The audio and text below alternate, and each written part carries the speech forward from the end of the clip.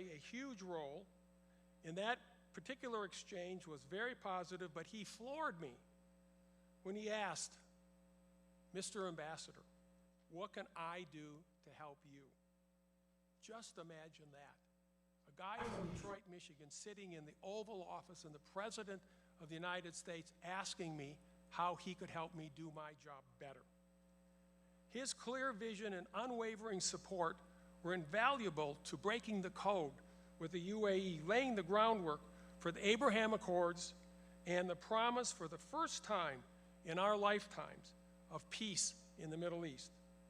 Yes, President Trump's vision and policies did make America great again and world a safer place.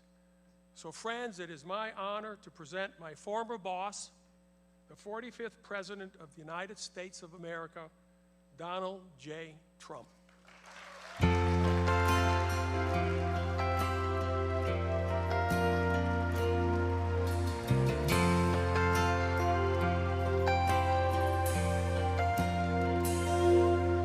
If tomorrow all the things were gone, I'd work for all my life, and I had to start again with just my children and my wife.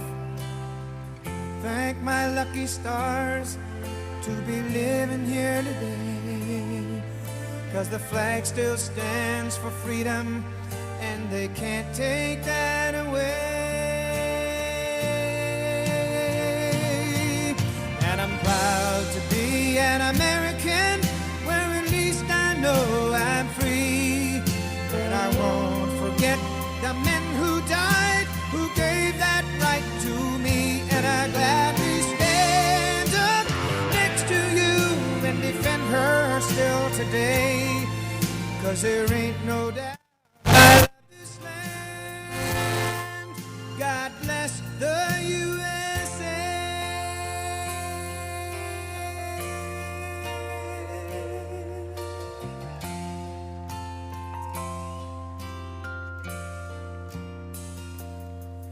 From the lakes of Minnesota to the hills of Tennessee, across the plains of Texas, from sea to shining sea, from Detroit down to Houston and New York to LA.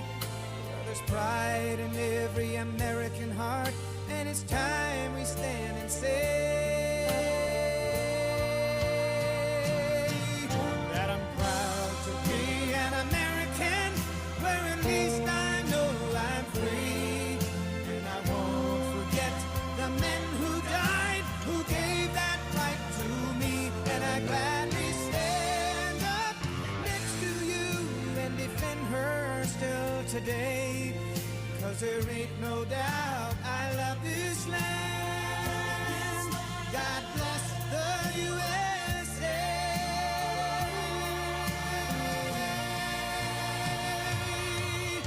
And I'm proud to be an American, where at least I know I'm free.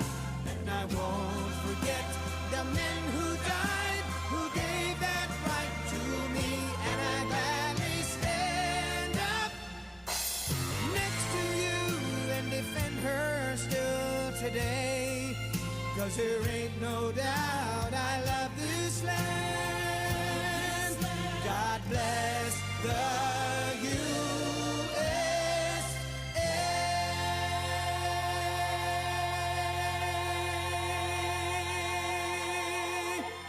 Thank you very much, everybody. Thank you. Thank you very much. It's a great honor to be here, and thank you, John. It's really wonderful to be back in Detroit, and it's a true honor to be back at the Detroit Economic Club. It's really terrific people. I was here at 2016, so maybe it brought a little luck. We're going to do it again. We're going to do it again. Before we begin, I want to send our love to everyone affected by the hurricane. As you know, it was a rough night, and who would have thought a lot of things happening at one time? But that's just ripped through Florida and also the people of North Carolina, Georgia, Alabama, South Carolina, Florida again, and Tennessee for what they went through with Hurricane Helene. We had quite a combination. I'd like to congratulate governors of Florida, Ron DeSantis, Governor Brian Kemp of Georgia, and South Carolina, Henry McMaster. They were really hit hard, and they've done really a fantastic job. The federal government, on the other hand, has not done what you're supposed to be doing. In particular, with respect to North Carolina, they've let those people suffer unjustly. And we're praying for all of those who lost a house, or much more importantly, a precious loved one. And there were many, actually many in Georgia and North Carolina. Florida will rebuild and come back strong. It always does. I look forward to returning very soon. We'll be there very soon. And okay, now let's get to the reason that I'm here today. I think you're going to find some interesting things, both good and bad, but we make the bad into good. That's what we like to do. It was just announced that inflation came in substantially hotter than expected last month, double what was predicted, with much of the gain coming from food prices going up, rent and housing costs going up, and car prices going up. Interest rates, as you know, are also a big factor. They're very high. They've gone from 2% when I was in office to 10% now, and you can't get the money. That means it's much higher than 10%, which really kills the American dream for young people. We have a lot of young people here, a lot of college people here. The fact is that the Federal Reserve brought the interest rates down a little too quickly. It was too big a cut, and everyone knows that was a political maneuver that they tried to do before the election, but they did the wrong thing. It was totally a political decision, and inflation has started to rise. 4 years ago, when I left office, we had no inflation. We had virtually, just think of it, we had virtually no inflation for the entire 4 years. So when people made money, that was really their money. It wasn't money that they have to give back to a source that they know nothing about, including government. Under Biden and Harris, because of inflation, the economy has been a total disaster. But Kamala says that she can't think of one thing that she would do differently. She said that 2 days ago in a very unfortunate interview for her. And there are many people saying, in particular, highly respected analysts like Scott Bessent, one of the top analysts on Wall Street, that the only reason that the stock market has gone up is because Donald Trump is doing very well in the polls, and it looks like he's going to win. A lot of people are saying that. Who knows? But a lot of people are saying that. The only way to end this suffering is to vote for change this November, because what we're doing is our country is very bad. We're being scoffed at and laughed at all over the world. The other big news is the fraud committed by 60 Minutes and CBS, together with the Democrat Party, working together with them, which will go down as the single biggest scandal in broadcast history, I predict. It's a big story. I don't know if you've seen it yet. Happened. They learned about it yesterday evening. The real answer of Kamala was very crazy or dumb. Nobody knows what, but it was bad. So they actually replaced it. Think of this. They've never done that for me. They actually replaced it with another answer, having nothing to do with what she said before. They took another thing that she said and they just lopped it in there. Nobody's ever seen anything like it. 60 Minutes, nobody's ever seen. And they wanted to make her look as good as possible, make her look better. A big problem in our country is the fake news. We have such fake news. I mean, I've had a recent thing where, as an example, an Obama disciple named Peter Baker, he writes for the failing New York Times. He wrote a piece about me. And just one of the many things he said that was wrong, but he said that I would go around saying that I was honored here years ago as the Man of the Year or whatever. And I talked about how your car industry, this was long before, many years before I ran for president, maybe 18, 20 years ago. And he made the statement that that never took place, that honor never took place. I was never honored here, which was quite insulting, actually. And I didn't remember the specifics of it. It was 18 or 20 years ago. But he said it never took place. Very much like Kamala, she said she worked at McDonald's, and she didn't. And I didn't want to get into that, so what I did is I asked my people, you gotta find it. When? It was like 19 years, 17, it was a long time, but I was honored. And guess what they found it I was?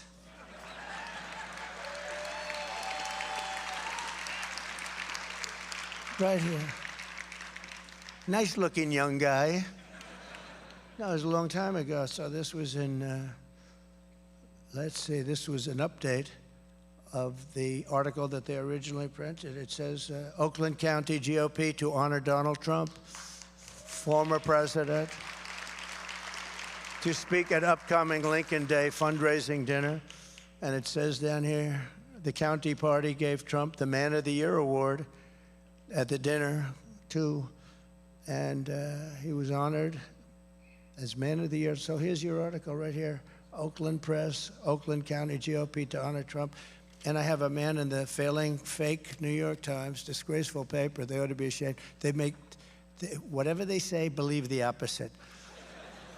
Who knows how long they're going to be around. It's killing our country, this kind of stuff. It's killing our country. It's really terrible. I want to thank the president of the Detroit Economic Club, Steve Gregorian, who's a very wonderful guy, as well as Congressman John James, Ambassador David Fisher, Michigan Senate Republican leader Eric Nesbitt. Thank you, Eric. It's great. Where's Eric? Thank you very much. How are we doing? I hear we're 4 points up. Well, how are we doing? Huh?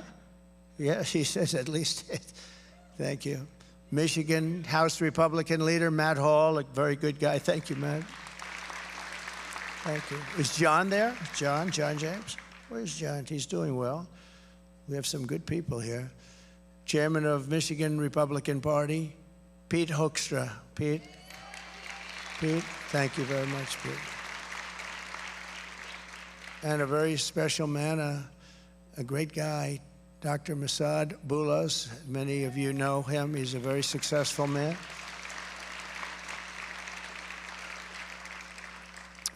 He happens to be the father of Tiffany's husband, Michael, who's a very exceptional young guy, and she's an exceptional young woman, and she's going to have a baby, so that's nice.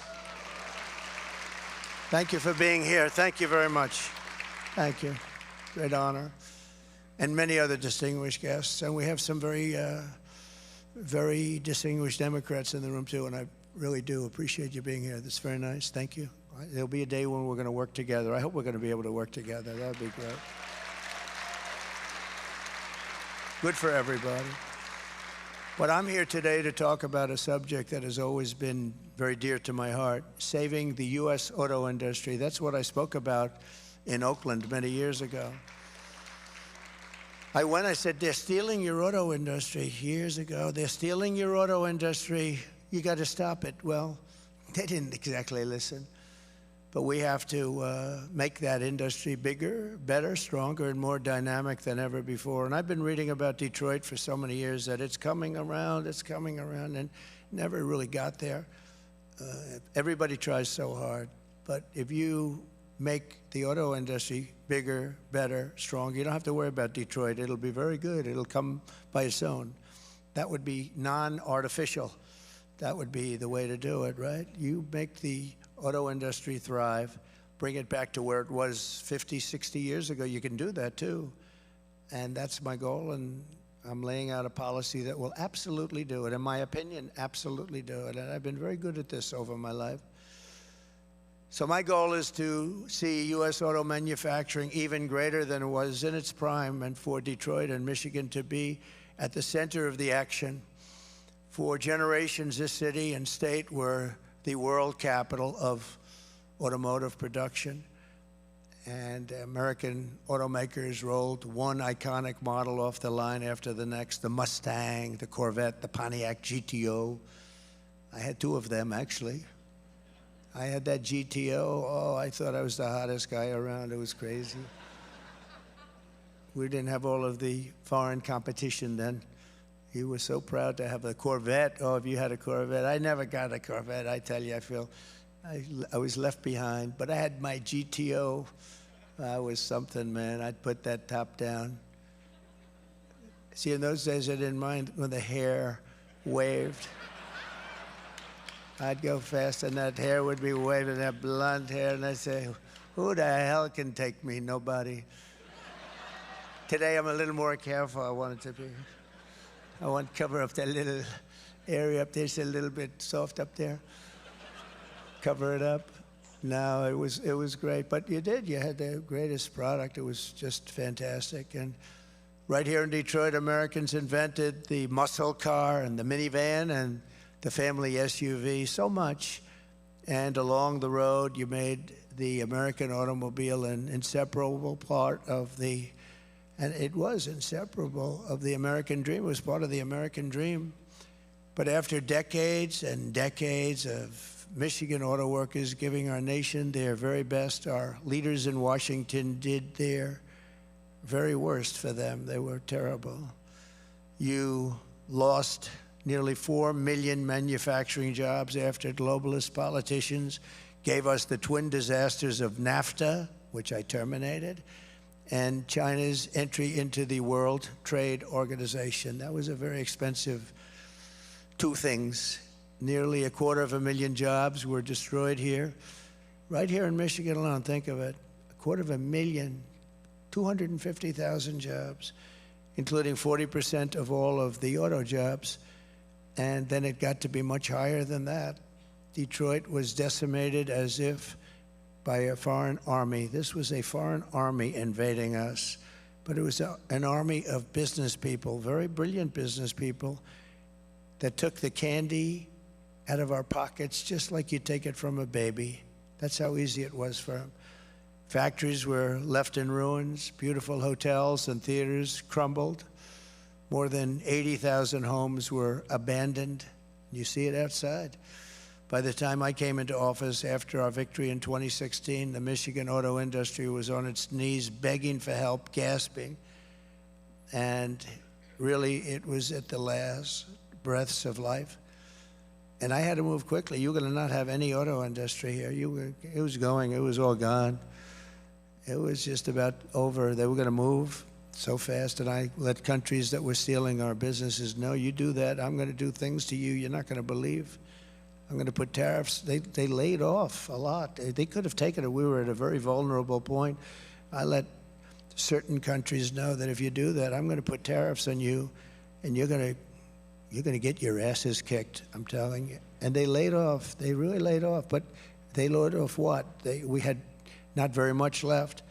So just as I promised, I withdrew from the job-killing Trans-Pacific Partnership in my very first week. And the reason I did is that would have absolutely destroyed your auto industry. You would have had none left. It was a disaster. And if you remember, Hillary Clinton wanted it, and Obama wanted it. And then after she read the facts, when I did it, she came out against it because she said, you know, he's right.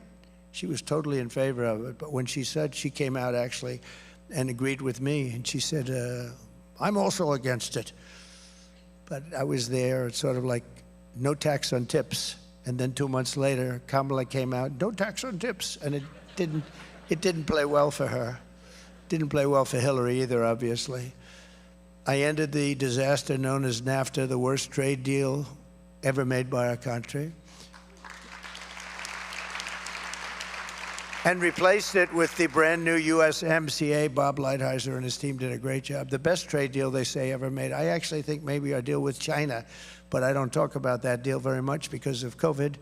But we have a deal with China where they buy $50 billion worth of our product. That was a great deal. We have made a lot of good ones. But with the USMCA, that's Mexico and Canada, we have massive incentives to make cars in the United States of America. I renegotiated Obama's Korea trade deal, which was a disaster, to fully restore the protective tariff on foreign pickup trucks. You know, the auto industry in this country makes most of its money from the pickup truck. Who would think, right?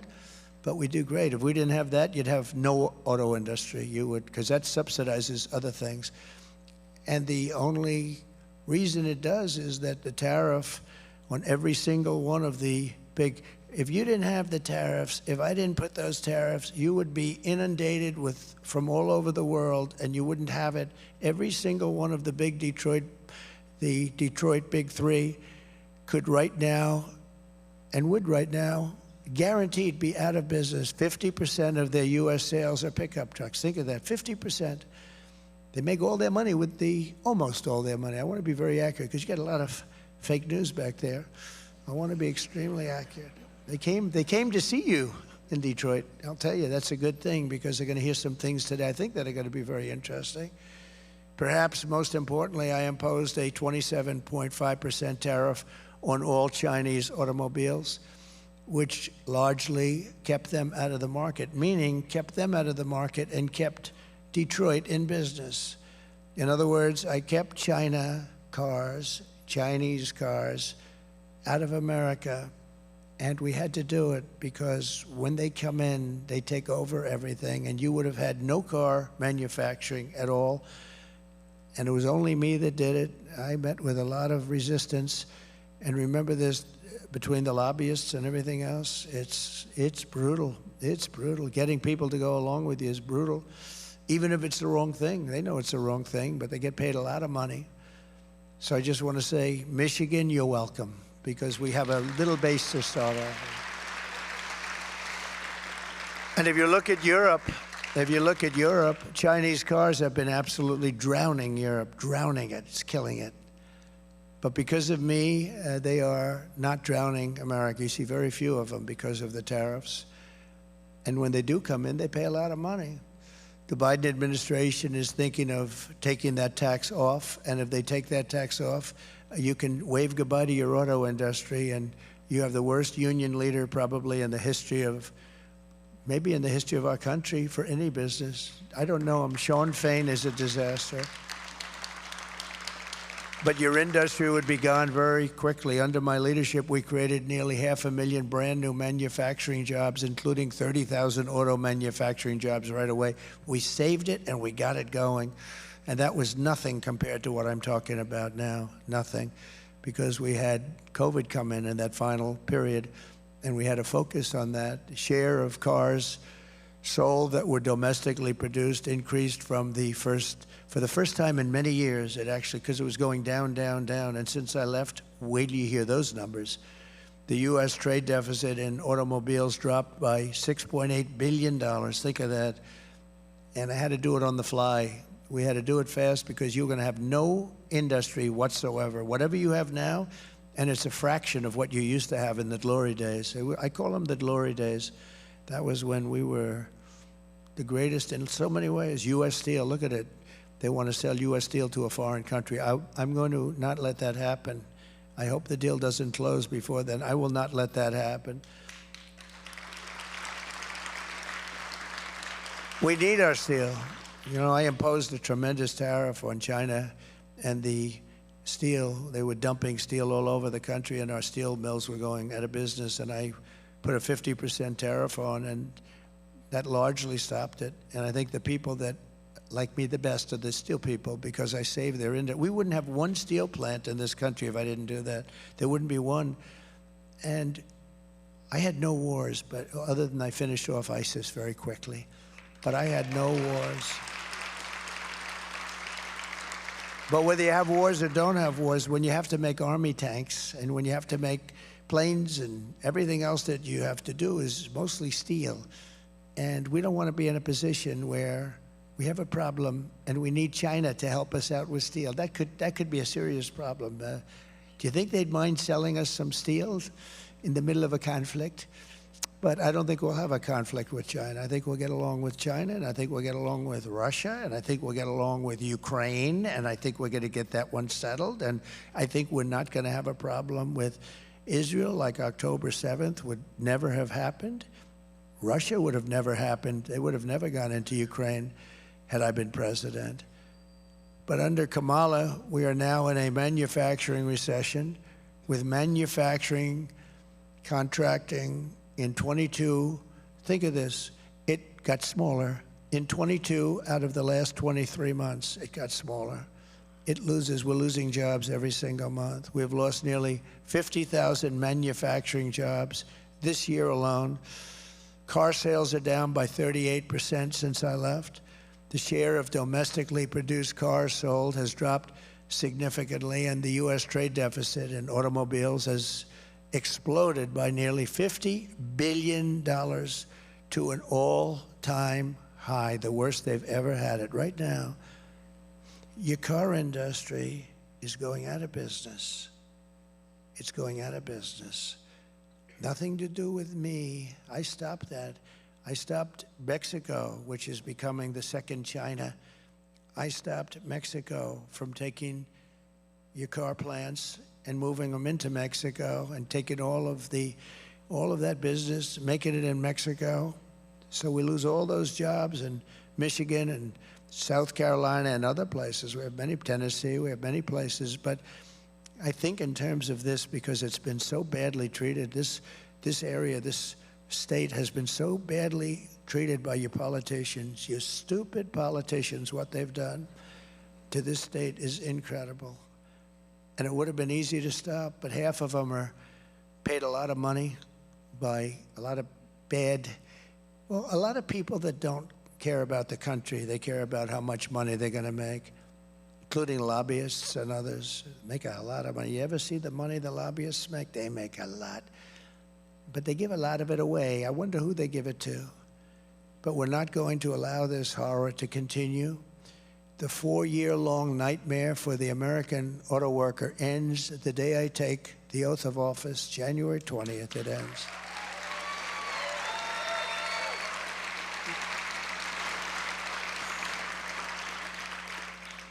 Yeah, a poll just came out today. As I was walking on, they said, sir, you're 4 points up in Michigan. I said, that's all? But they said, by a poll that, they called it a Democrat poll. It's a poll that would normally be very negative. So if they say 4 points, that means more. But I think we're doing well here, and I think we're doing well all over. We're leading in every single state, every swing state, by actually, in some cases, a lot. Today, I am announcing a detailed plan to save the American auto industry and bring millions and millions of jobs back to our shores and very quickly.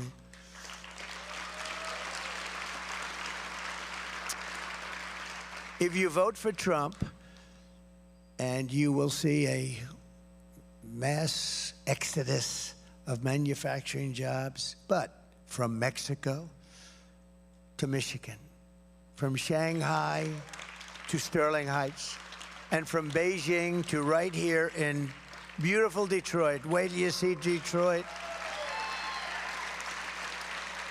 And they'll also be going to places like South Carolina, Tennessee, and others. We have a lot of car-making states, a lot of parts-making states, too.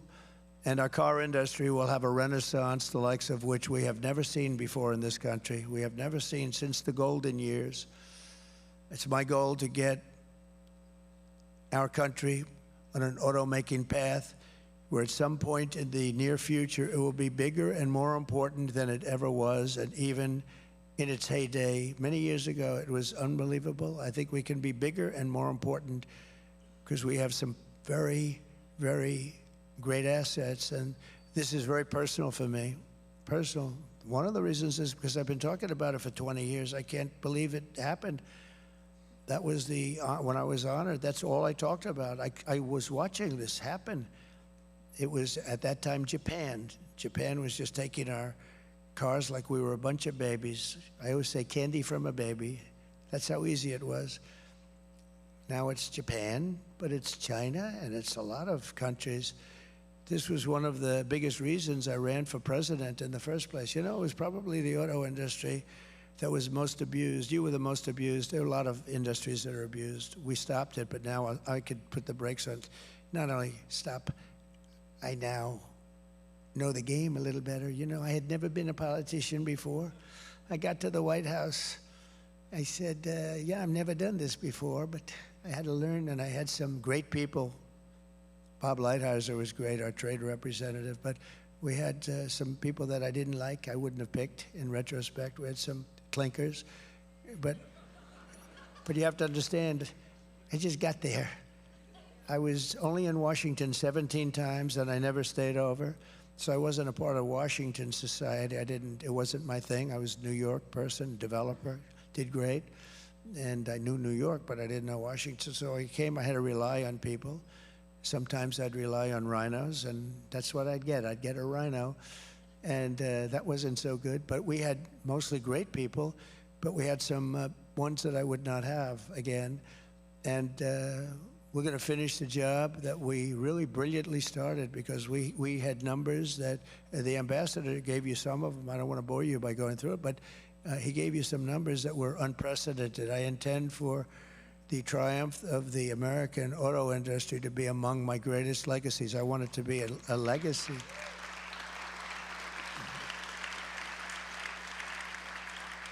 I want American companies to not only dominate the American market, but also the foreign markets as well. They buy so many of our cars. It's so horrible. But you know, they only buy them if they're made in their countries.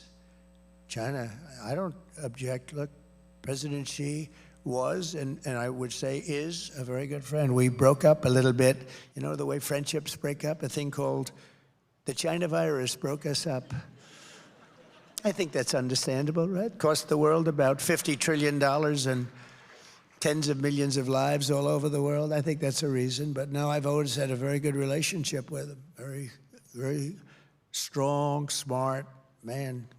He's strong and smart, meaning he wants to take your auto industry, and so does every other leader of a country. They want to take your industry, all of our industry, and we're not going to do that. We won't let them play that game, and it's not even hard. And you'll understand that in a moment. I want German car companies to become American car companies. I want them to build plants in America. Otherwise, I'd rather not have their cars here. Instead of American workers worrying about losing their jobs to foreign nations, I want foreign nations to be worried about losing their jobs to America. That's going to happen. Going to happen.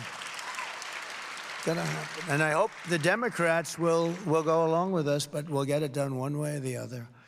I hope they're going to go along with us. It's so good. It's like so many things they don't, like voter ID. Why aren't they approving voter ID? Democrats don't want voter ID. You know why? Because they want to cheat. But they don't want to, I say, oh, they don't. When I first thought, I thought I was seeing things. I thought I was like, I didn't hear that when I first started this whole, that say, the Democrats will not approve voter ID.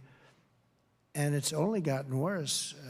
Gavin Newsom, the governor of California, just passed a bill, he signed a bill that you're not even allowed to ask anybody whether or not they have voter ID.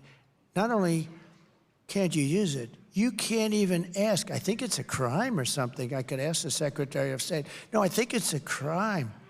I think it's a crime if you ask somebody, do you have ID, voter ID? Let's lock that guy up. In other words, it's not a crime to vote illegally, but it's a crime to ask whether or not. There's only one reason for that. You know the reason? Cheating. They want to cheat. It's only one reason. It's crazy. No country in the world has a policy like that. Mail-in voting is all gone all over the world. All these things that we still fight over, they're all gone. So we have to win a big election, and we're going to straighten it out. But we got to straighten it, because you have two things. You have borders, and you have good elections. You got to have them. And it would be nice to have a free press, which we don't have at all. We have a terrible press. But those three things we have, and we have to straighten it out. So here is the deal that I will be offering to the world, to companies outside of our world, big companies, powerful companies that have become powerful because we were stupid. We were stupid. We allowed them to come in and raid and rape our country. That's what they did. Oh, he used the word rape. That's right, I used the word rape. They raped our country. The United States will give you the lowest taxes, the lowest energy costs. We have more liquid gold under our feet than any other country in the world, and it's the best. It's the best. We have the most, and we have the highest quality. We have the lowest regulatory burdens, and they were going to be made low. You know, I cut regulations more than any president in history. In a 4-year term, I cut more than any president by 4 times, they say. 4 times. I let the country do what they have to do. A lot of those regulations have been put back on by Crooked Joe and by Kamala, and it angers me so much because it's so bad. People shaking my hand backstage, sir, we had the best 4 years we've ever had, and now they're dying. They think they're going, so many people are telling me they're going out of business now. And free access to the best and biggest market on the planet. We're going to give anybody that comes in free access to the best and biggest market anywhere on the planet that's here. But we got to keep it that way, because if we keep going like this, we're not going to have the best or biggest market for long. But only if you make your products here in America. In other words, you get all of these assets, but you have to make your product here in America, and you have to hire American workers. And if these companies don't take the deal, you know, we're lowering the taxes way down, then they'll have to pay a tax or tariff when they send their car or product into the United States. And we will use the hundreds of billions of dollars in tariff dollars to benefit the American citizens and pay down our debt. In short, a period of time, it's going to be very quick. Think of it. In a short period of time, our deficit of about $1.8 trillion, I've heard it was $2 trillion. It's never been anywhere close to this, by the way. $2 trillion a year will be reduced to practically nothing. And eventually our country will be making substantially more money over and above cost, and we will start a massive debt reduction and also further tax cuts. In other words, what I'm doing is I took it from almost 40%, your taxes.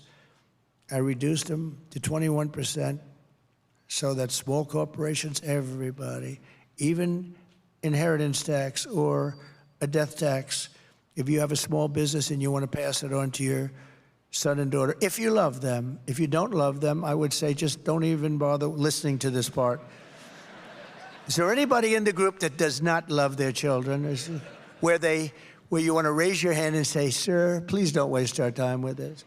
But on the assumption you want to leave it to your children, then you have no estate tax or death tax. They want to end that immediately.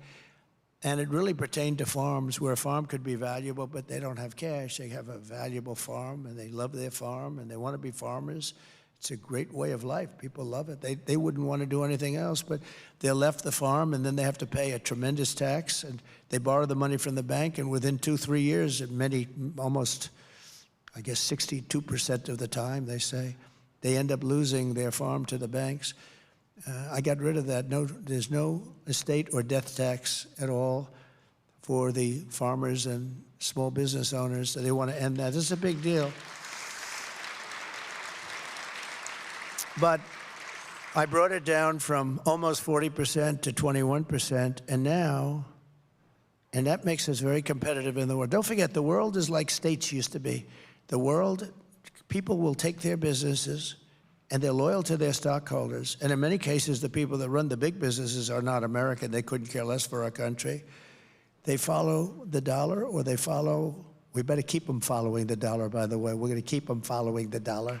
That'll be another thing, because we're losing that fast. We are losing that fast. But we're going to bring it down, and we brought it down to 21. That made us competitive. Not the best at all, but competitive.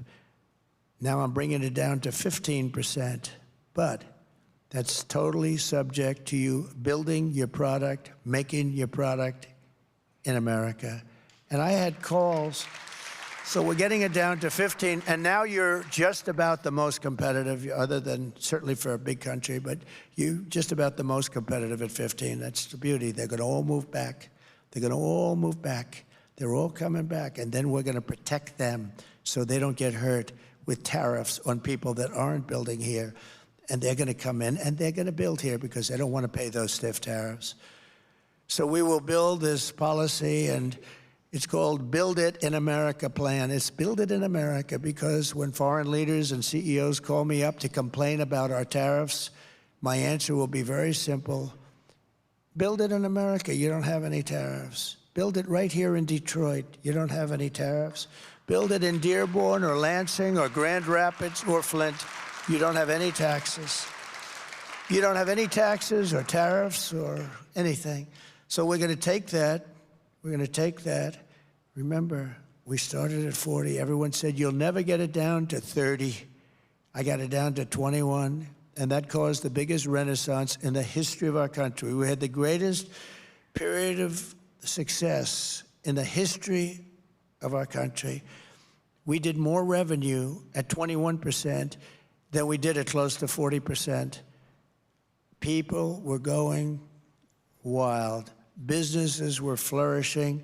Small businesses were going through the roof. Big businesses, I was allowing them, they'd have hundreds of billions of dollars. Apple, as an example, they brought in hundreds of billions of dollars.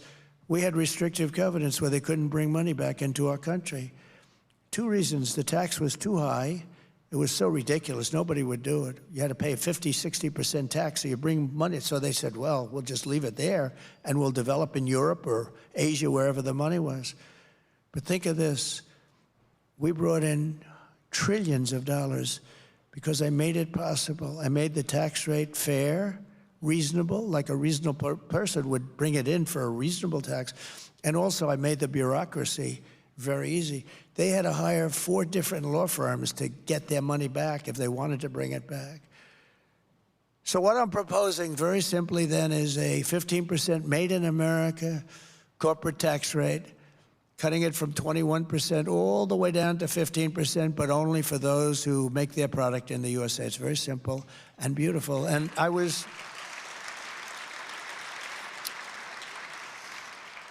was called by a couple of the top people on Wall Street. I sort of know a lot of them. They said, who gave you that idea? It's so simple. I said, you know, it's a great idea. I have another one coming up for you that you're going to like just as much. You're going to love, maybe more. Oh, you got a big one coming toward the end. I want to save it for the end. This way you're going to stay around and you're going to be so happy. It's just pins and needles you're sitting, right? No, I have one coming that I think is just incredible. But this is something that is going to revolutionize our country, because it's not only auto companies, it's also others. But I think in particular, this is going to be something that is going to really lead to the renaissance in Detroit and in our country, but in Detroit. This place will be booming. This place is going to be booming. And when you couple that with what I'm going to say in a little while, it's going to really be booming. So U.S.-based car makers and manufacturers will also be rewarded with expanded research and development tax credits, very substantial, where they will be able to write off 100% of their cost of heavy machinery and other equipment necessary to build a plant. In the first year,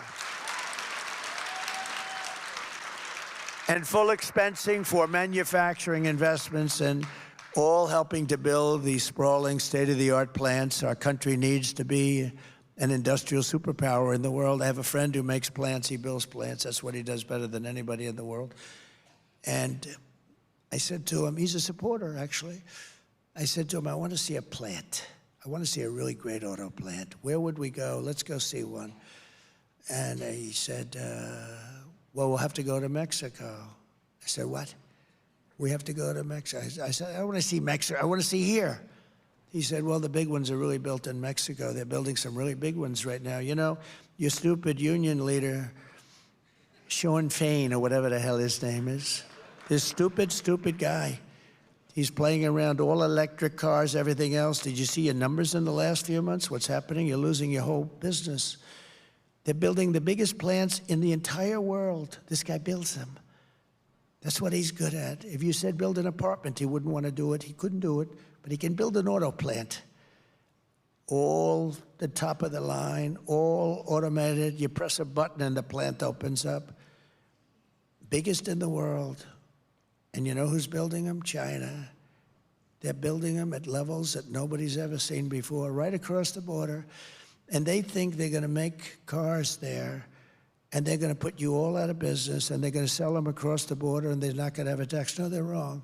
They're going to pay a 100% or maybe even a 200% tariff, because we're not going to let them come in to our country and destroy what's left of our auto industry, because it's a failing industry, just like it's a failing country right now. We're a failing country. You know, we're a nation in decline. I hope you know that.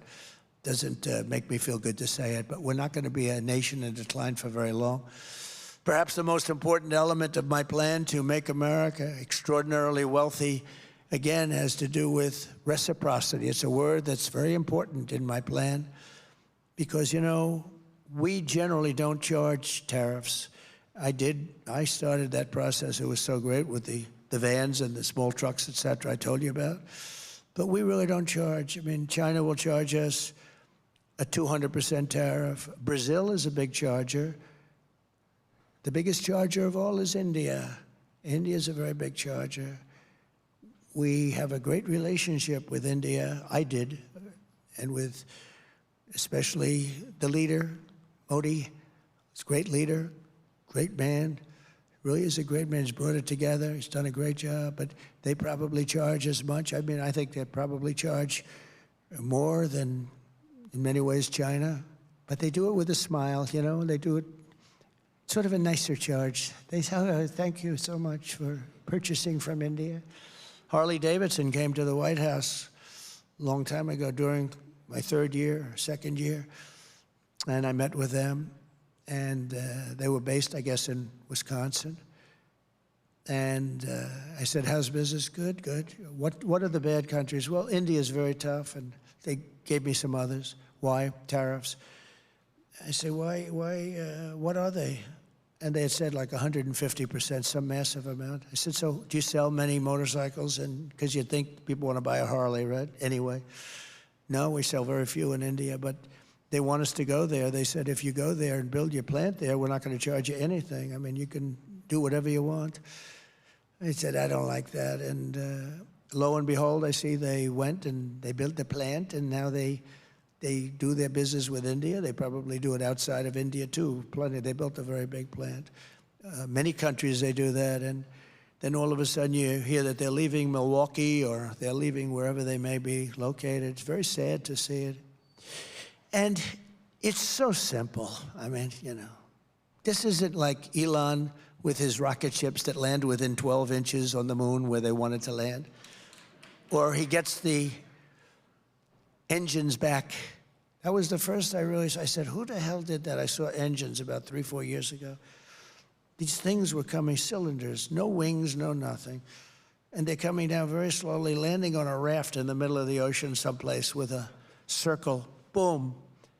Reminded me of the Biden circles that he used to have, right? He'd have 8 circles and he couldn't fill them up. But then I heard he beat us with the popular vote. I don't know. Couldn't fill up the 8 circles. I always loved those circles. They were so beautiful. They were so beautiful to look at. In fact, the person that did them, that was the best thing about the level of that circle was great. But they couldn't get people, so they used to have the press stand in those circles because they couldn't get the people. Then I heard we lost. Oh, we lost. No, we're never going to let that happen again. But we've been abused by other countries. We've been abused by our own politicians, really more than other countries. I can't blame them. We've been abused by people that represent us in this country. Some of them stupid, some of them naive, and some of them crooked, frankly. But interestingly, it's often those allies that we consider to be friends that have been the greatest abusers. We have some great abusers. I'll give you an example. The European Union. Sounds so nice. The European Union of countries. Oh, it's so nice. They're brutal. We have a $200 billion deficit with them, now higher than that, 250 something. And like I asked at the time, Angela, how many Chevrolets do we have in the middle of Berlin? Oh, I do not know. Perhaps none. You're right, Angela. You're right. How about Frankfurt? How many do we have? How many Fords do we have in Frankfurt? Oh, I don't think any. And yet they send their cars to us like a bunch of dummies we are. BMW, Mercedes, Volkswagen, by the millions and millions and millions. And we're not doing that.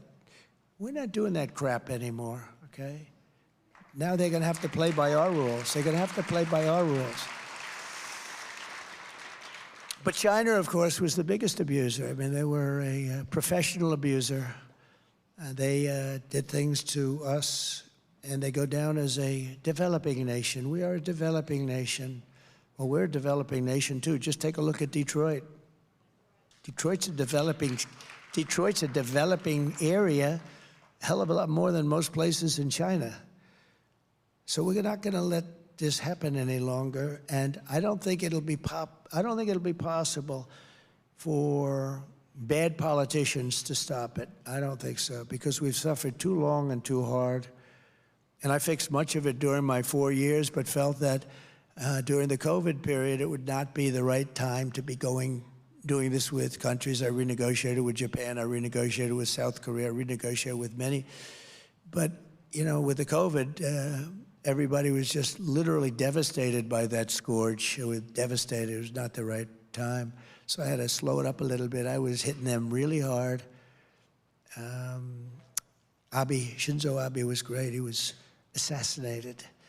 What a great man he was. But I went to Shinzo. I said, Shinzo, we have to. I got to know him very well. He was really a friend of mine. He was a great, great man, actually, loved by the Japanese people. He got sick. He had to take a leave of absence for a period of time, but he was going back, and he would have gone back and easily gone back. And he was just getting ready to do it. He was much better. I think he was probably cured of what he had. And he was going back. But I said to him, Shinzo, we have to talk about trade. I'm sorry to bring it up. I'm sorry. This is the most one-sided deal I've ever seen. You send millions of cars to us, and we can't send you a car. They didn't accept any of our cars. You send all of your farm products to us, and you don't want to accept our farm products. I'm sorry, Shinzo, we're going to have to negotiate something. He looked at me, he goes, I know. I said, what do you know? He said, well, I know that you were going to be coming back to me, and I know that it hasn't been fair. I said, well, how did it happen? He said, well, we'd ask for things, and the Americans would agree to it. Your representatives, your presidents, Republicans too, by the way. I'm not talking just Democrats.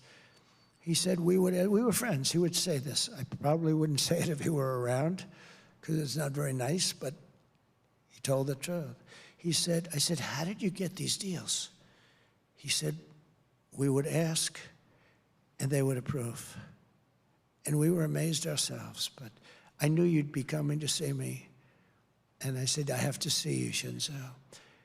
And we made a new deal with Japan, but we were stuck with an old one, so I couldn't negotiate as good as I normally would. But we made it palatable, and we were going to really make it palatable when this one came up. But he was great. But he looked at me, I'll never forget it, quite. He said, he called me Donald.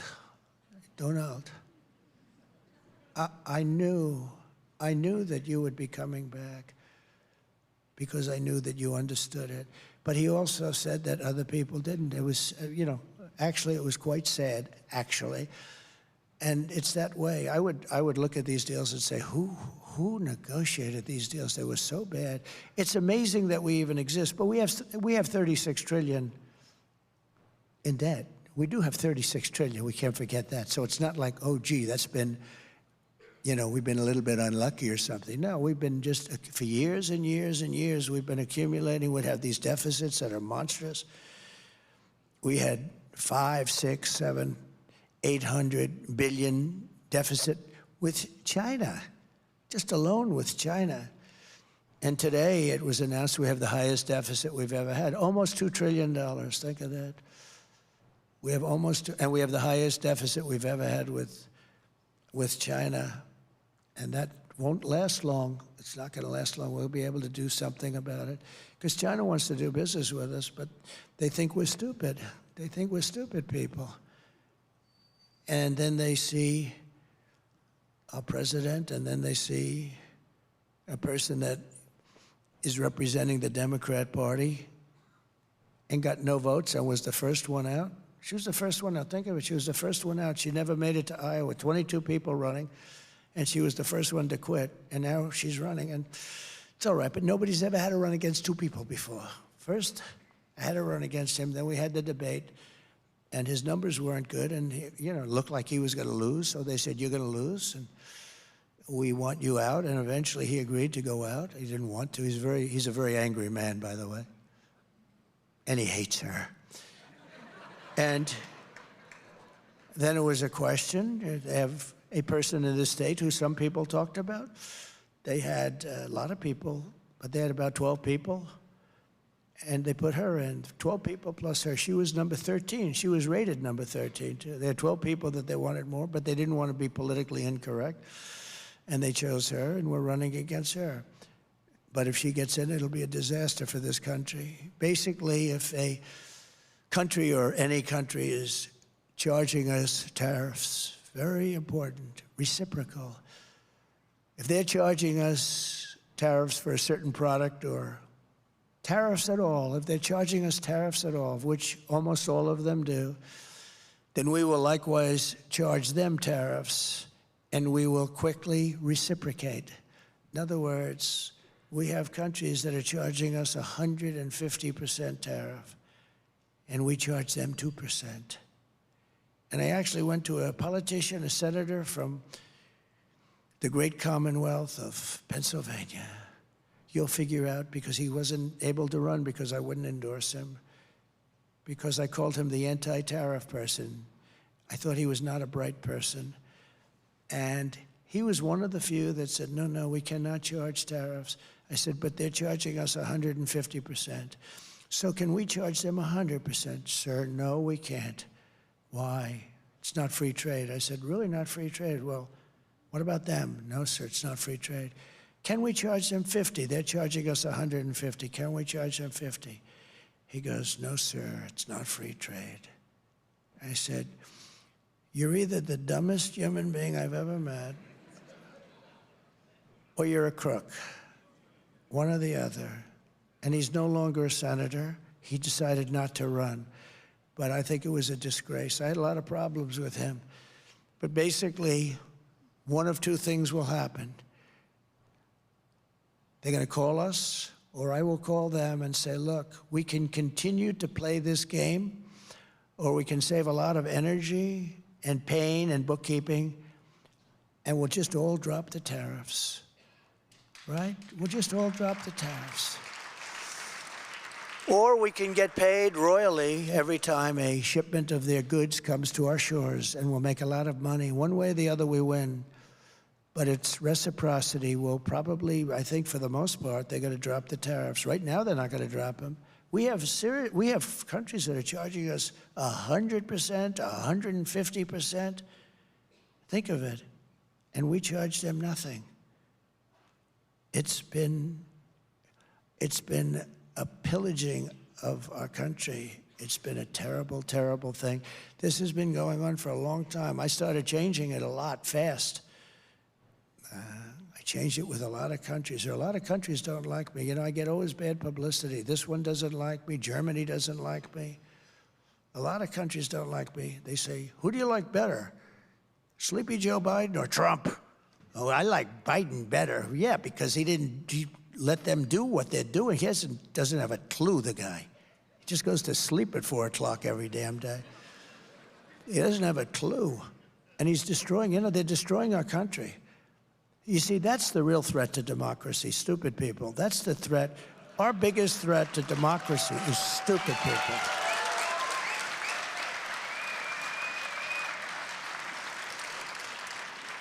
But there's a third thing that can happen, and that's the fact that if they want to avoid this payment, and this is the best thing of all, they can come in and build a plant or a factory in the United States and spend all of their money and build, and I don't care what country it is, and they're going to hire American workers, and they're going to have a factory in the United States. And then you don't have to pay a tariff, and won't it be beautiful? We'll have job numbers like you've never had before, and that's actually, to me, the best of the three things. So it's a very simple thing to understand. And they've been doing it for years, but they do it very quietly, and they do it intelligently, and a lot of people don't see what they're doing. As an example, you want to sell cars in China, they tell you, build your plant in China. If you don't build a plant in China, we're going to charge you a tariff that, you're never going to pay it. So a lot of people go over to China, and they build their plant. The only question I have is, where do we stop with reciprocity? Because frankly, we have much more to offer. And they've been screwing us for so many years that we're allowed to get some of that back. So I say, do we want to stop on an even basis? We won't do this, we won't do that. Or do we want to stop on a basis, you don't do it to us, but we're going to still do it to you a little bit? And that's where I am, I think. And in a way, they owe it to us, you know? In a way, they owe it to us, because they've been taking advantage of us for decades. And in a way, and it's made us, it's injured us. We're injured. We're an injured country from trade. And, you know, with NATO, when I got there, 28 countries they had at the time, and only 7 were paid. The rest of them weren't paying, or they were paying a smaller amount than they were supposed to pay, including Germany, by the way. Germany wasn't paid, can you believe? Because they said, we're stupid, we're going to take care of them anyway, why should they pay? A lot of the countries felt that way. And I made them pay. I said, you got to pay. And one person at a very closed meeting, press knew about it a little bit, but they never reported it because it was a good thing, not a bad thing. So naturally, you don't hear about that. But it was at a meeting, and he stood up, the head of a country, of one of the countries. He said, so does that mean that if we don't pay, you will not protect us from Russia? It used to be the Soviet Union, now it's Russia. Sort of the same thing. I said, that's what it means. You will not protect us? I said, are you delinquent? Yes. Let's say we're delinquent. I will not protect you under any form. You will not be protected. And the following day, we took in billions and billions of dollars. The money came in, and Stoltenberg, the Secretary General, a good man, he said it was the most amazing thing I've ever seen. Obama would come and make a speech and leave. Bush would come and make a speech and leave. Trump would come and look at the statement and say, man, because we were almost paying for all of NATO. So we were getting screwed on NATO and screwed on trade. A double. Nobody else would have done. This is crazy. So we're protecting you, and you're taking advantage of us on trade. I said, sorry, we're not going to take it anymore. But the money came. We took in hundreds of billions of dollars in NATO. Hundreds of billions. And by the way, they should be paying 3 to 4%, not 2%, okay? They're 2%. They should be much higher than that. But that's up for whoever is going to be a next president. I think Kamala, it's not going to be high on her list.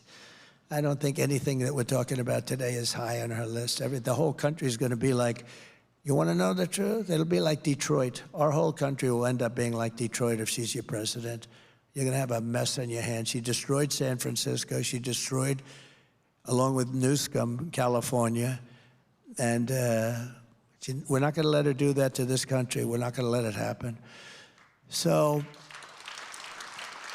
we are the piggy bank that everyone wants, that someday we will continue along the path. We've been, really, it's been an amazing path. It's been a horrible period of time, but almost the last 4 years, we will be, I will tell you that if I get elected, we will be a piggy bank stronger than ever before, but we will be a fool no longer. We will, if you get her, lose our wealth. We're going to lose our power, and we'll also lose our reserve currency status, which will be like really losing a war. If we lose that, it'll be horrible, but we're losing it right now. You're losing your reserve currency, the dollar. So many countries aren't participating. Look, China wants to take that over. That's one of the many things that they want to take over. We can deal with China, you know? We can deal with China, and we can deal with Russia, and we can deal with North Korea. Obama, at our meeting prior to taking over, when I took over, it's this ritual, at a meeting, and he said, the biggest problem is North Korea. And very quickly, it was nasty for a while.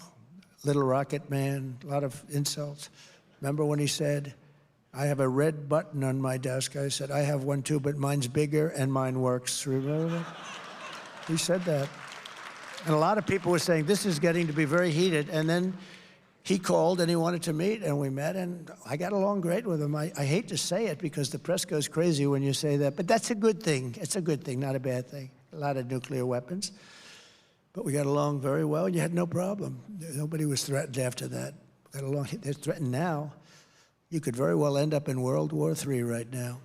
You're very close to it. You're closer than ever. This is the closest we've ever come to World War III. You are so close to it because you have incompetent people in the White House. So that would reduce us, if we lose the dollar, that would reduce us to third world status very quickly. But again, I would come into play, and tariffs would come into play, and I'd call those countries that want to stay away, but they do business. They come in and they take our money and they take our jobs like just so easily.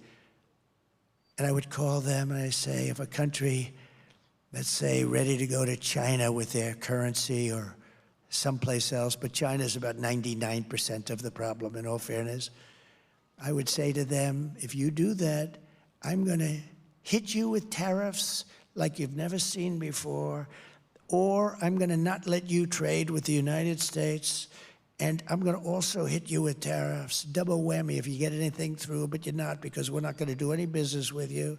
And they will then call us and they will say, sir, we have decided that we love the dollar very much and we're going to stay. That's what they will say every single time. So, you know, tariffs are a very important thing. They need a PR agent to straighten out that word. If I was Mr. Tariff, I would say, please get me a PR agent. I have to straighten out. It's one of the most beautiful words in the whole world. It's going to make us wealthy again. The other word is reciprocity. It's going to make us wealthy again. We're going to be a very wealthy country very quickly, very, very quickly. You know, our greatest wealth probably proportionately was in the 1880s and 90s and the early 1900s, where we had so much cash, they would set up committees. They didn't know what to do with their wealth. We had such wealth in this country. They didn't know what to do with their wealth. They had no, they would set up, we had so much money, all from tariffs. There was no income tax. And then they went to the income tax stuff, and it was a whole different story. Then you had the Depression. A lot of people said, oh, tariffs maybe caused it. It wasn't. Tariffs came in 1932 after the Depression. They tried putting tariffs on to see if they could save. They said, we got to save this thing.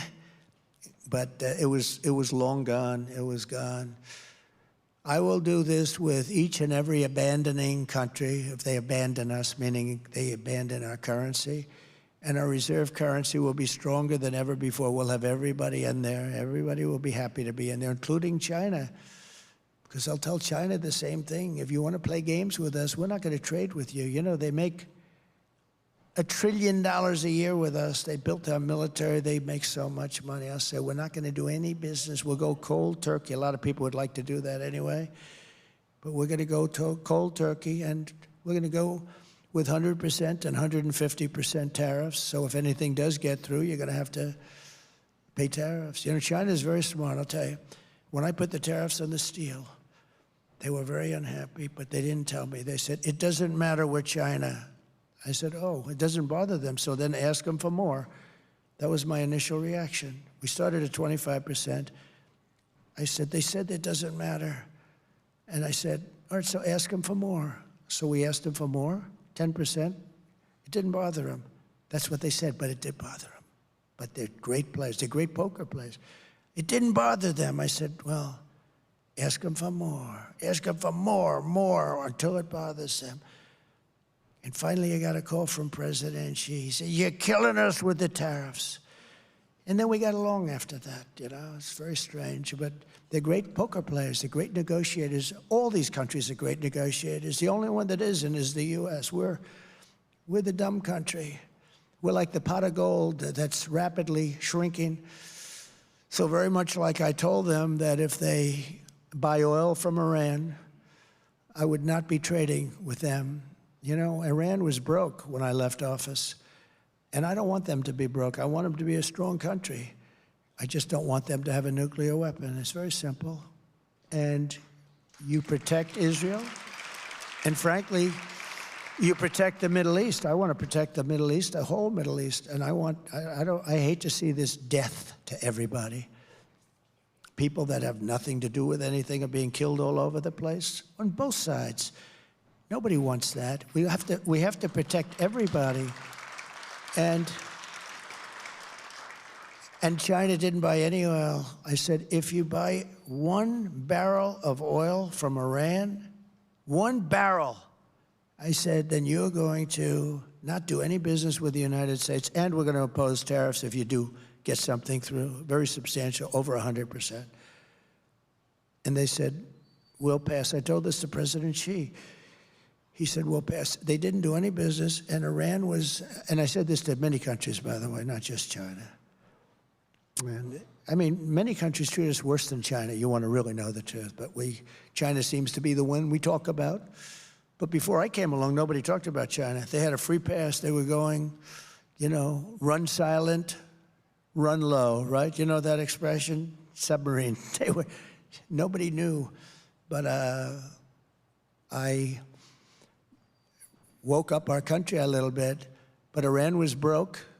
They had no money for Hamas or Hezbollah. And I didn't want to see them broke. I want them to be thriving, but I just had to negotiate. The only problem was, he was the only problem. The election took place, and it was very shocking to a lot of people. And when they took over, they didn't do anything. They didn't do anything. They actually did the opposite. They allowed everybody to go and buy oil. They allowed everybody to do all of those things, and Iran became very wealthy again. They now have $300 billion in cash. They're very wealthy. They control Iraq, which was a stupid move, going Iraq. I remember I said, don't do it, don't do it, don't do it. But I said it as a civilian.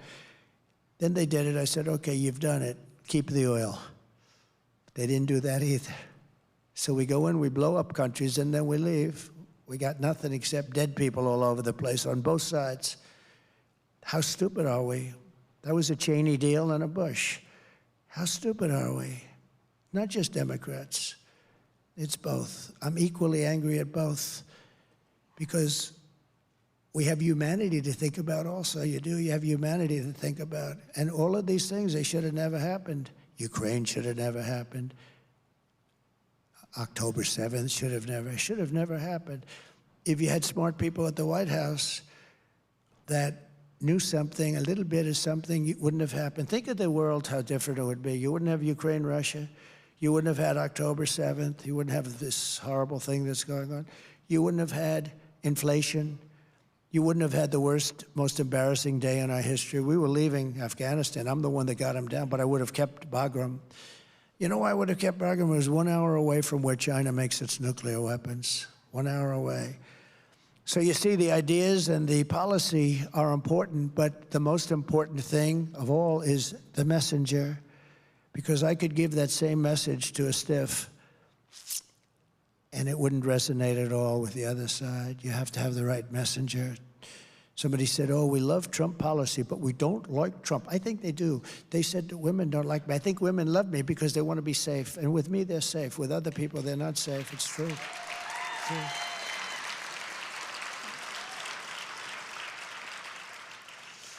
So remember, I want tariffs, but a very, very big, easy, and uncomplicated part of it is reciprocity, because that comes along with it very simply. And all tariffs against our nation must come off. They have to come off. They got to come off immediately, because we're going to meet them with an equal tariff, and they will come off for the most part. But if they don't, they have to pay a big price. So next, in addition to this rather easy thing to understand. By the way, does everyone understand this? Does everybody? Do you understand? Is there anybody that doesn't understand it? Would you please raise your hand? Raise your hand. Does anybody not understand it? See? How simple is that? I'd like to see the person. I really don't, sir. Then they have a front page story. Then we had a couple of dummies in the room.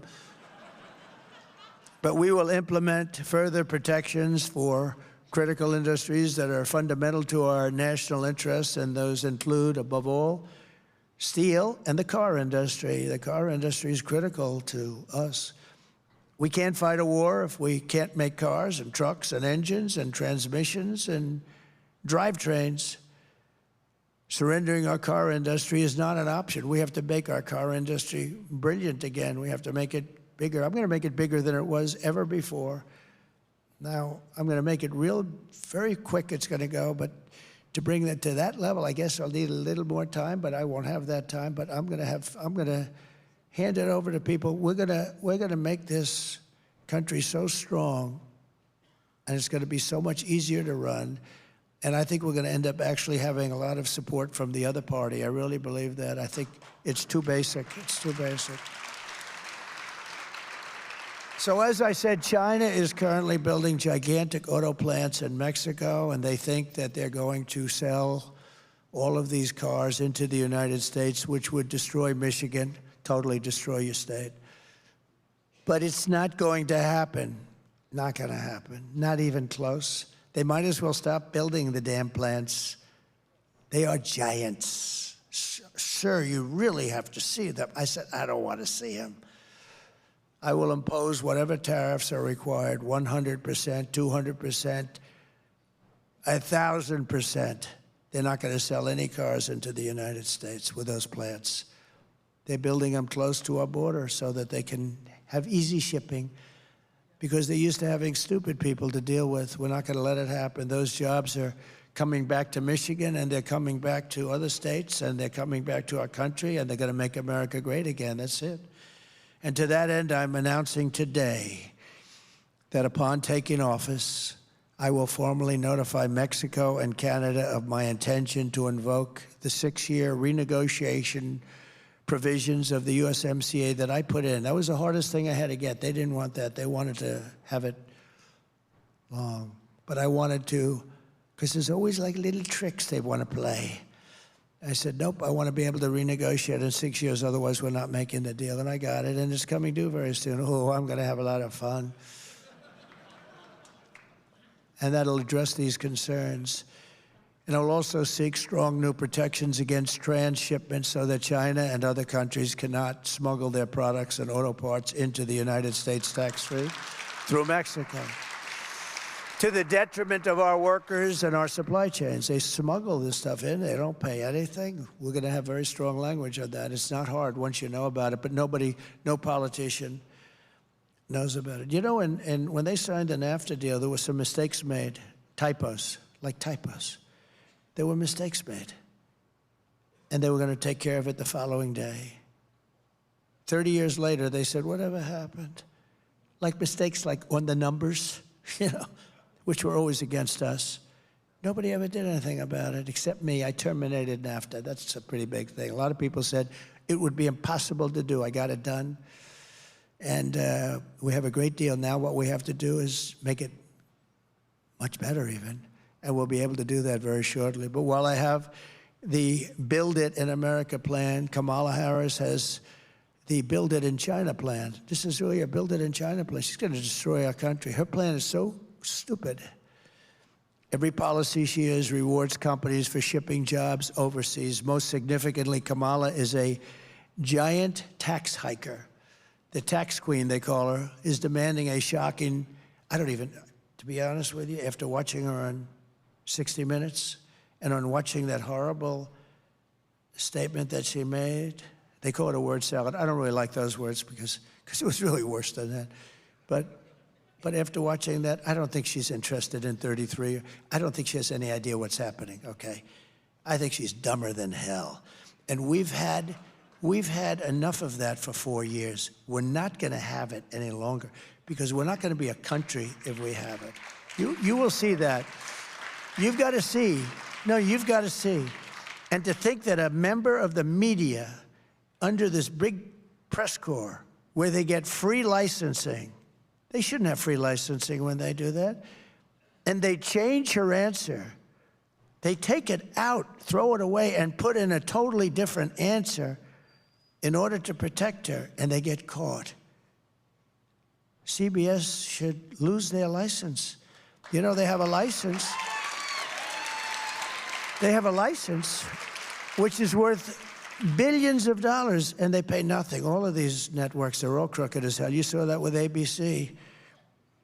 They go after me, not her. They go after JD. How good is JD doing? Isn't he doing great?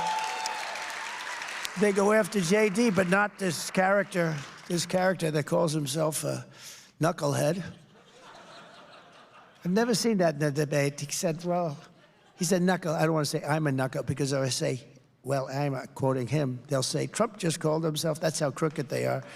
So I say, well, actually, it's amazing that he calls himself a knucklehead. Normally I'd say, he calls.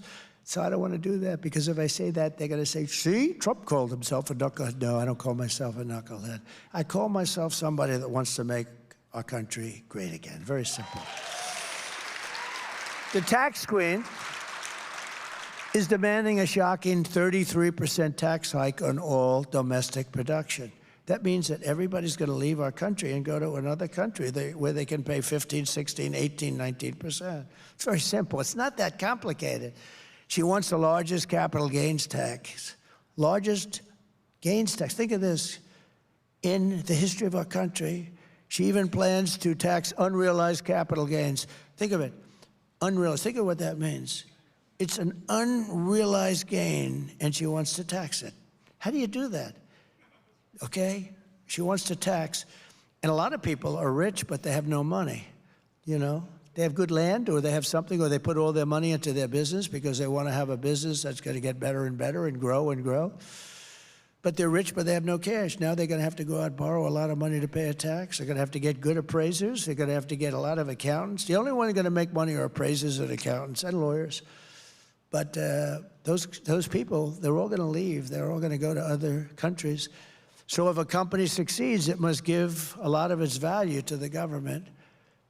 And if it doesn't succeed, the government doesn't take any risk. They don't lose, but they do lose, really, because they lose all those jobs and all of those important things. If the tax queen gets her way, every company in the United States will leave. I mean, they're going to leave. They're not staying here.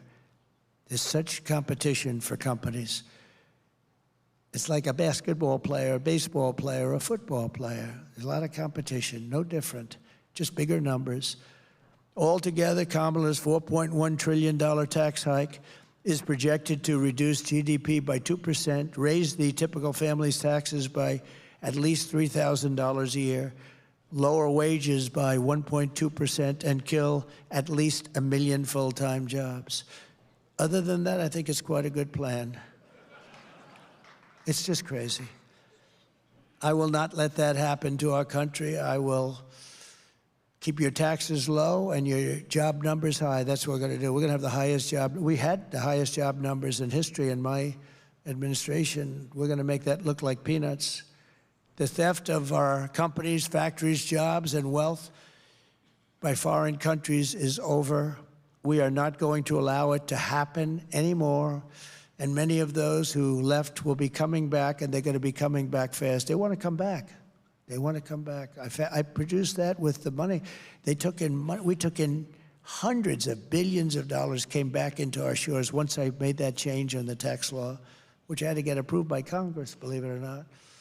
Next, to reduce costs for both manufacturers and consumers, I will remove 10 old regulations for every new regulation. Every time we put on a regulation, we cannot put it on unless, and I did that, and that's what gave us, we had it up very high. We had about 7-1, it turned out, and we had it up high. Now we're going to bring it up to a newer level, a higher level. And I will start by terminating Kamala's insane electric vehicle mandate on day one. It's killing our car industry. Kamala's EV mandate is killing the U.S. auto industry. It requires that within just a few years, 67% of all new cars and trucks must be electric. And it doesn't work for trucks at all. Because of their weight, their payload, doesn't work at all. And because they can't go far. I was with the truckers recently because they came to see me because they don't know what to do. They say they want us to go all electric with trucks. And I was with one man who was a giant in the industry, older guy, very smart, just like 29,000 trucks, 29. I said, what the hell, 29,000? He said, yes, sir. And I've been buying trucks for 50 years. And every single damn year, those trucks got bigger and better and more efficient and more beautiful. They could carry more payload. They could do every single year. And then we put apartments on those trucks. He called it an apartment. That's on the cab where they put these things where they can live. He said, and those damn apartments now are so beautiful that you'd love to live in one of them. And he said, I don't know.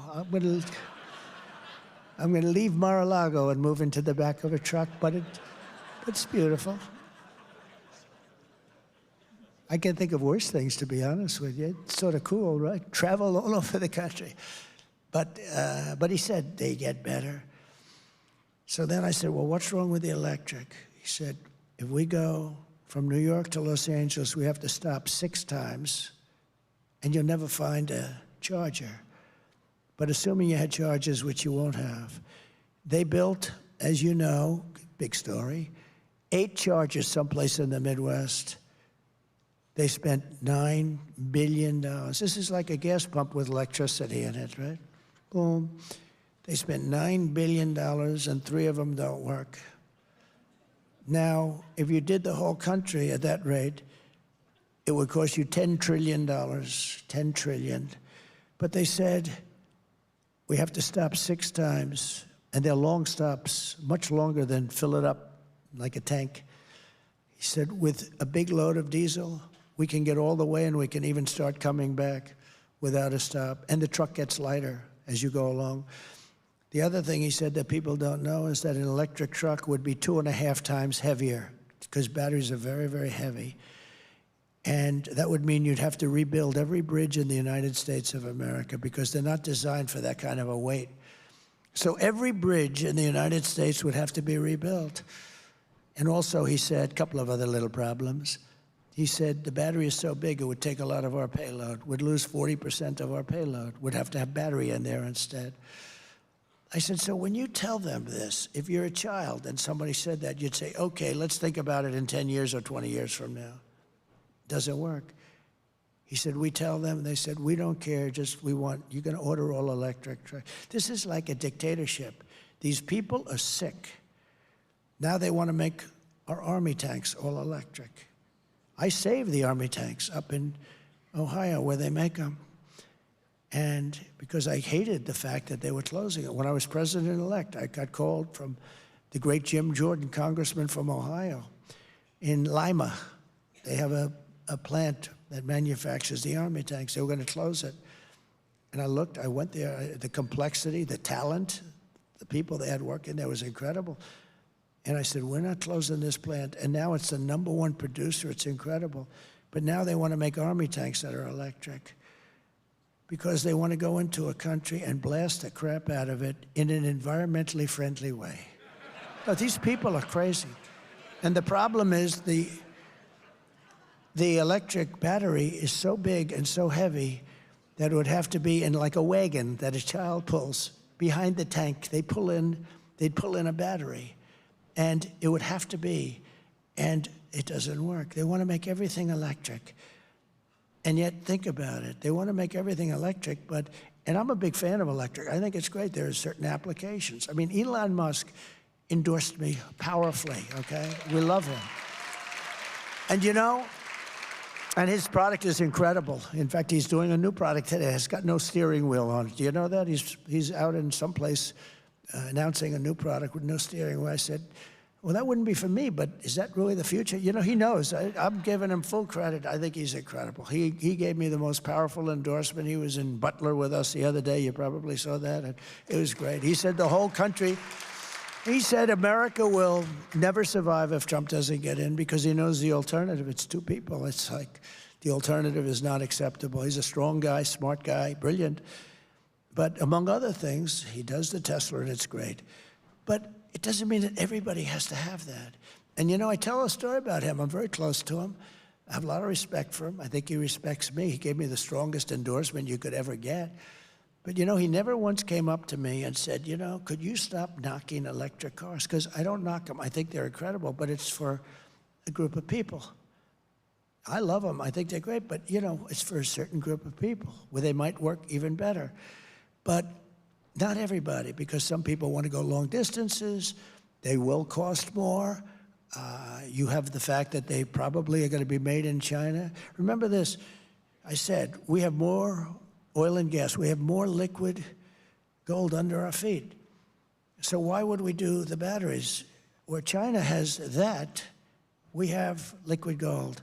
So we want gasoline-propelled cars. But it's even worse than that, because Kamala also co-sponsored a bill to impose a 100% ban on the sale of all new gas-powered cars and trucks. So she's going to ban them, which would kill an estimated 200,000 U.S. auto jobs, including almost every job that you have in a place called Michigan. How do you like that idea? She has a ban. She has a ban where we're not going to allow them to be made. And honestly, for some like I'm telling you about the Army tanks, I'm telling you about trucks, the battery's not going to work. It's not going to work. The electric's just not going to work. Maybe in 20 years, 30 years, who knows? But it's not going to work. What it will do is drive our country into a depression. The entire industry would go to China for the making of these all-electric cars and trucks. The auto industry would be non-existent or dead. It will be dead. It will never be able to survive. This is one of the major reasons why I've been overwhelmingly endorsed by the rank-and-file membership of the Teamsters, including 62% of the Teamsters members right here in Michigan. They rank and file of the Teamsters nationwide. The firemen, the policemen. The policemen, we have 100% of the police. I don't think there's one police person in the whole country that endorses lunatic. I don't believe there's one policeman in the country. We just got a 400,000 group of police. The Fraternal Order, it's the biggest group in the country. But we've got just about every sheriff's group, every law enforcement group, is because we're going to stop crime. She's not going to stop crime. She wants open borders. She wants people to pour into our country and destroy our country and to move into your little towns and cities and your big towns and cities, too, and destroy our country. She wants open borders. They put a little trap out there a couple of months ago. They made it a little bit tougher, but they didn't stop airplanes from flying in with hundreds of thousands of people coming into our country. They're destroying our country. We can't let it happen. The rank and file of the UAW members are also with us, too. You know, if you go to the UAW, the auto workers, they're for us also. Sean Fain, who I never met, the head of the United Auto Workers, did a tremendous disservice to the people he represents by allowing the government of the United States to put out an all-electric mandate. Because after I terminate the mandate, my first day in office, I will terminate it on my first day. We will go back to making electric cars, gasoline-propelled cars, hybrids, and anything else that comes along at the time. Probably hydrogen I'll do without, because when they blow up, you are unrecognizable. I don't like that.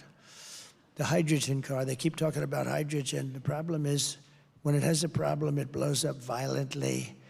So the beautiful woman sitting in the fourth row, you'd never recognize her again. And somehow I don't want to be able to, I'm not going to buy one of those suckers. I don't care how good if they say they're really working quite well now, that's not going to be good enough. But they talk about hydrogen, who knows? The EV mandate is also a costly disaster for working families. To comply with Kamala's quotas, automakers are forced to jack up the costs of gas-powered vehicles artificially to push consumers toward the very expensive electric alternative.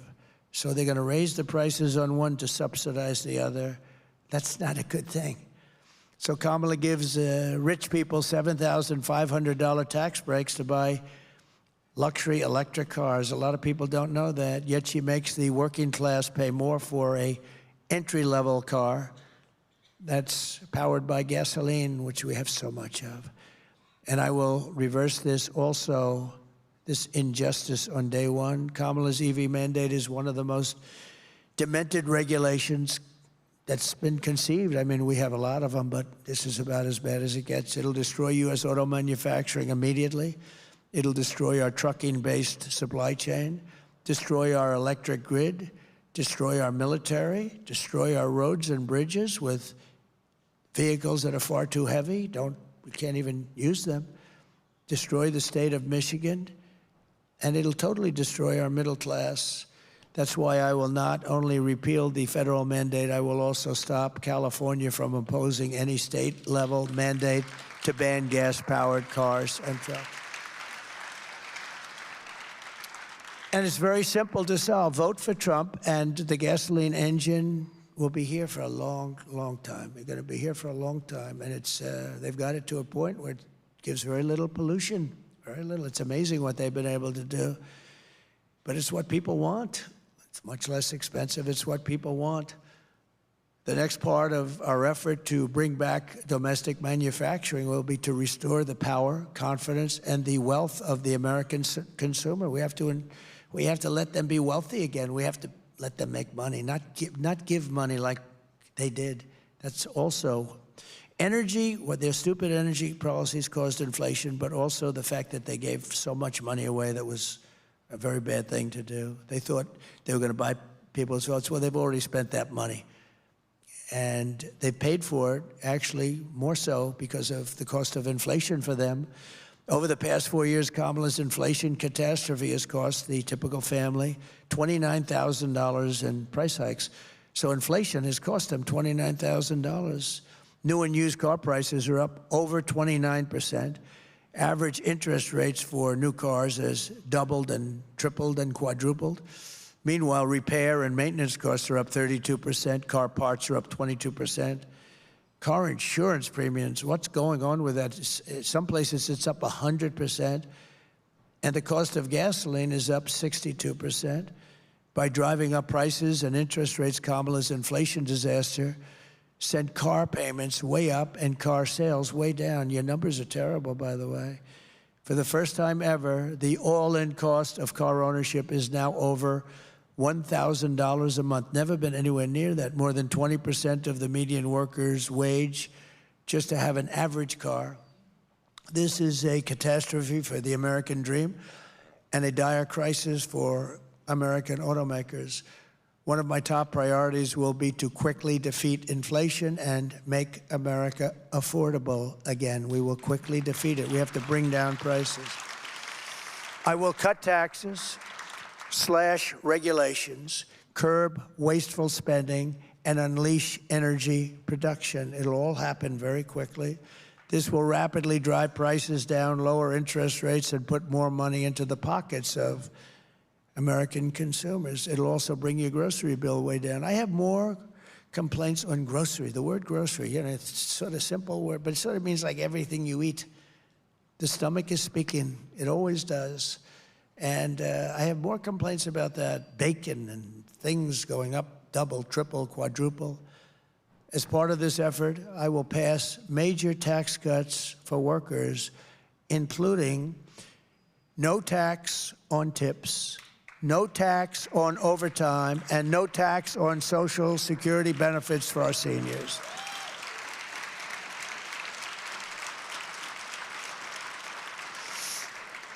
And here's what I told you about before. The reason you're all sticking around, because I said, do they mind a little bit longer speech? Because, you know, it is a big subject. No, sir. They love it. And I haven't noticed anybody leaving. There was one gentleman over there, but he came back. He went to the bathroom. And what the fake news will do is take a picture of one empty seat, say, people are fleeing. No, they don't flee. Nobody's fleeing. Nobody's leaving. I always watch. If they start to leave, I just end the speech. Thank you very much, ladies and gentlemen. We're going to make America great again. Enjoy yourself. No, I do that because oftentimes I lose the teleprompter. You know, teleprompters go out, but she lost the teleprompter last week. Did you see it? She was talking about 32 days to the election, and she goes, there are 32 days. Oh, my God. I just lost a teller. 32. Then 32, 32, 32. 32. And I said, what the hell happened to her? And then the teleprompter kicked back on. 32 days to the election. You don't want this for your president. I lose teleprompters probably 5%, 10% of the time. Sometimes I'll be in front of 50,000 people. I'll lose a teleprompter. You got to wing it. You know what you got to do. And you can't say, I just lost my teleprompter. Ladies and gentlemen, how about Biden if he loses his teleprompter? So he goes, do you ever see him lose it? Because they do go off, especially outside. The wind is blowing. I had one in Ohio, Bernie Moreno. I think he has a good chance of winning, by the way. And the teleprompter, it was like 45-mile-an-hour winds and rainy, miserable. And I'm saying, I can't believe. We had a tremendous crowd. In fact, he went to first place when I made that speech. And it's going back and forth like this. And you couldn't read it. You ever try reading? And then they blew off the stage. I'm stuck up there. I said, ladies and gentlemen, we have just lost our teleprompters. I hope you enjoy the rest of the speech. And we made a speech, and all I know is he won. He ended up winning the primaries. I was right before the primaries. But this is what you've been waiting for, because today I am also announcing that as part of our tax cuts, we will make interest on car loans fully deductible.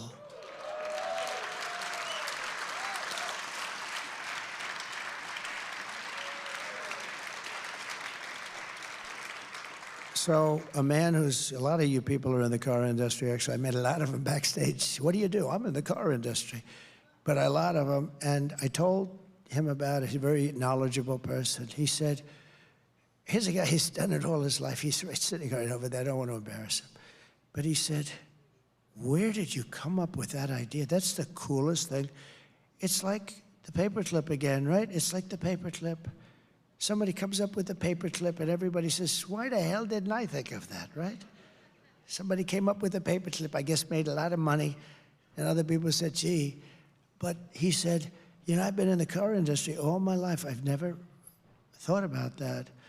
So we're going to make it fully deductible, the interest payments. That's going to revolutionize your industry.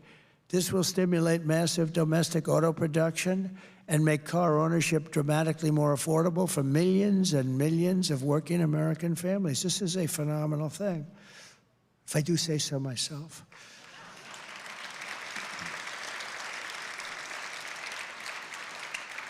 Who likes that idea? Isn't that great?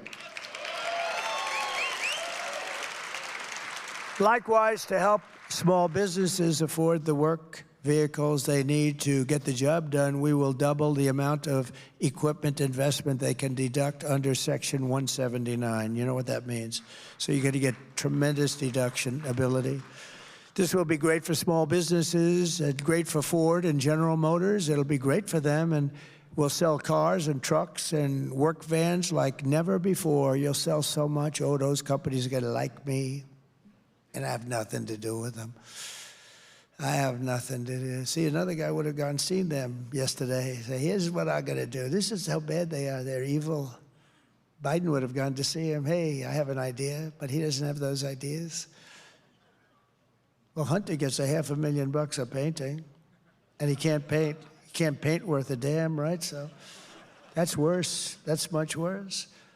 As we protect gas-powered cars, we will unleash American energy and bring prices way down fast.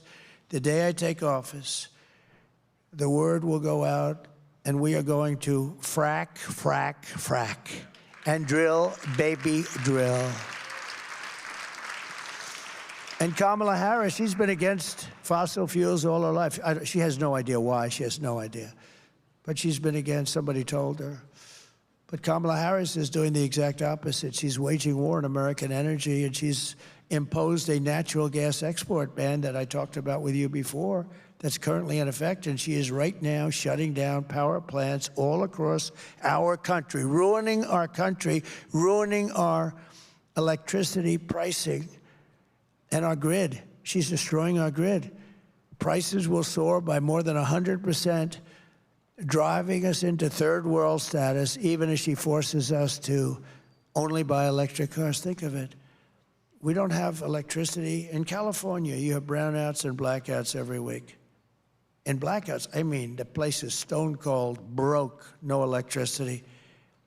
And this idiot governor over there that I had to deal with that is really, I don't know if he's really for real.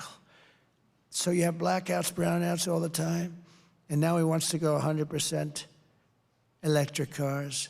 And then if somebody wants to build some kind of a plant to make electricity, he'll make it impossible for the get. What are they doing? They're destroying our country. They're destroying our country. If this continues, all Michigan manufacturing will be dead in absolutely no time. You won't have any manufacturing because as that industry goes and as the energy goes, there goes your businesses. As president, my policy will be to maximum. It's going to be maximum energy production to achieve low prices and make the United States into a manufacturer.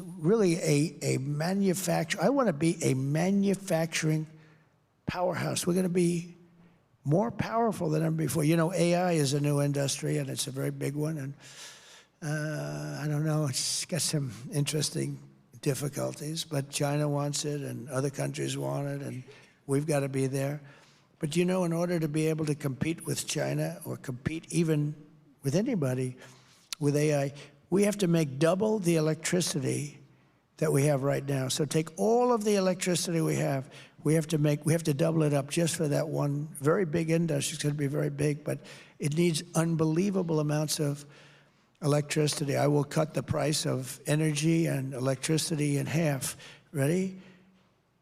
12 months from January 20th, I take office on January 20th, your electric bill, including cars, air conditioners, heating, everything, your total electric bill will be 50% less. We're going to cut it in half. And we have it. We have the power to do it because we have it. We don't need ships. We don't need long train. We have everything. We're going to have to build some pipelines because we can't transport it. But that's easy to do, and that's safer than trains. But we're going to get this done, and you're going to have, within 1 year, think of it, within 1 year, you're going to have electric bills and energy bills and your gasoline for your car is going to be 50% cheaper than it is right now. That's a big thing. That's a big thing. But we will seriously expedite our environmental approvals. I will expedite them. If I have to, I'll just approve them and approve them because they use that. You know, they use the environmental approvals to stop progress and quickly double our electricity capacity, and we're going to have it doubled and tripled. This will drive down inflation and make America and Michigan the best place on earth to build a factory. And finally, as we bring back our economy and our auto industry, and you're going to see an industry that's going to come back so fast. They all want to be here. But the laws and the regulations and the tremendous crazy taxes and the competition with other countries made it impossible. I will continue my first-term efforts to protect America from the threat of Chinese automobiles. I will stop Chinese and other countries produced automobile and autonomous vehicles. Do you like autonomous? Does anybody like an autonomous vehicle? You know what that is, right? When you see a car driving along. Some people do, I don't know. It's a little concerning to me, but the autonomous vehicles, we're going to stop from operating on American roads. Remember this, I will close the loopholes under Biden and Harris that are beginning to allow Chinese vehicles to creep into American streets. They're destroying Europe. Europe's car industry is being just decimated. This is not just a matter of economic security, it's a matter of national security. We have to have a car industry. And you know, that can be swapped in wars, that can be swapped and make other things. I mean, there's so many reasons you have to keep it. Second World War. Do you know, we built, in the Second World War, we built a ship a day. Nobody can even believe it. Today, we practically don't build a ship a year. We used to build the Second World War. We built a ship a day, freighters and things, but a ship a day. And today, it's crazy. We're going to get it back to a position where we can do things like that. This is how we will bring back our auto parts and bring back our manufacturing and unlock the destiny of the great state of Michigan. Michigan's going to be your biggest beneficiary for this. We're going to put America workers first, America's jobs first, American cars first, America factories first, and we're going to put the American people first. It's the first time in a long time you've heard that. From commerce to labor to FEMA. Boy, oh boy, have they been treated badly, the people of North Carolina and other states, Georgia a little bit. You get some governors that did a great job, but boy, the federal government let you down. I will work for Americans and only for Americans. I want to work for Americans. America first. It's a very simple policy, America first. When we do all of this, you will witness nothing less than the launch of a new American industrial revolution. Thousands of factories will open up all across our land. Great paying blue-collar jobs will lift up those who have suffered so terribly over the past 4 years. You heard the numbers in the auto industry. It's collapsing. Inflation will come down fast. American cars and products will be exported and admired all throughout the world again.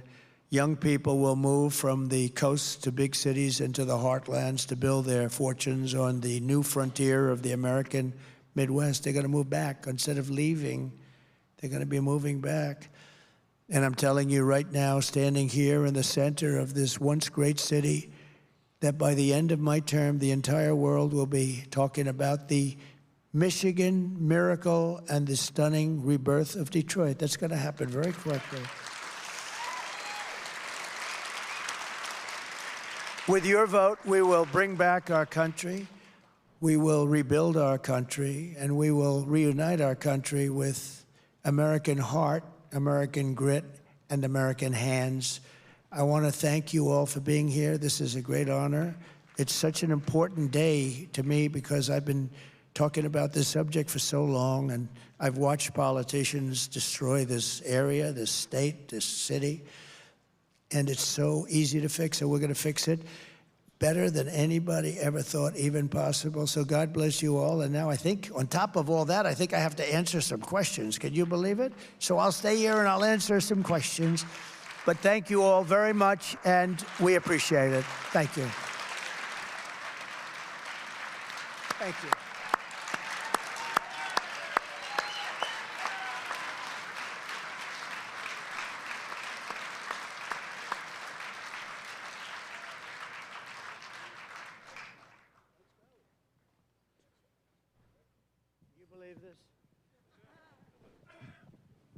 Well, that was a tremendous amount of information that you've given to us, and we'll see that the questions, you've really answered most of them already. I think so.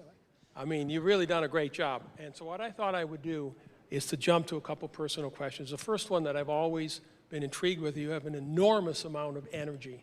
I haven't seen anybody like you in my lifetime that keep on going and going and going, in spite of sometimes some rather negative responses and forces here in our country. How do you do it? Like a bullet to the ear.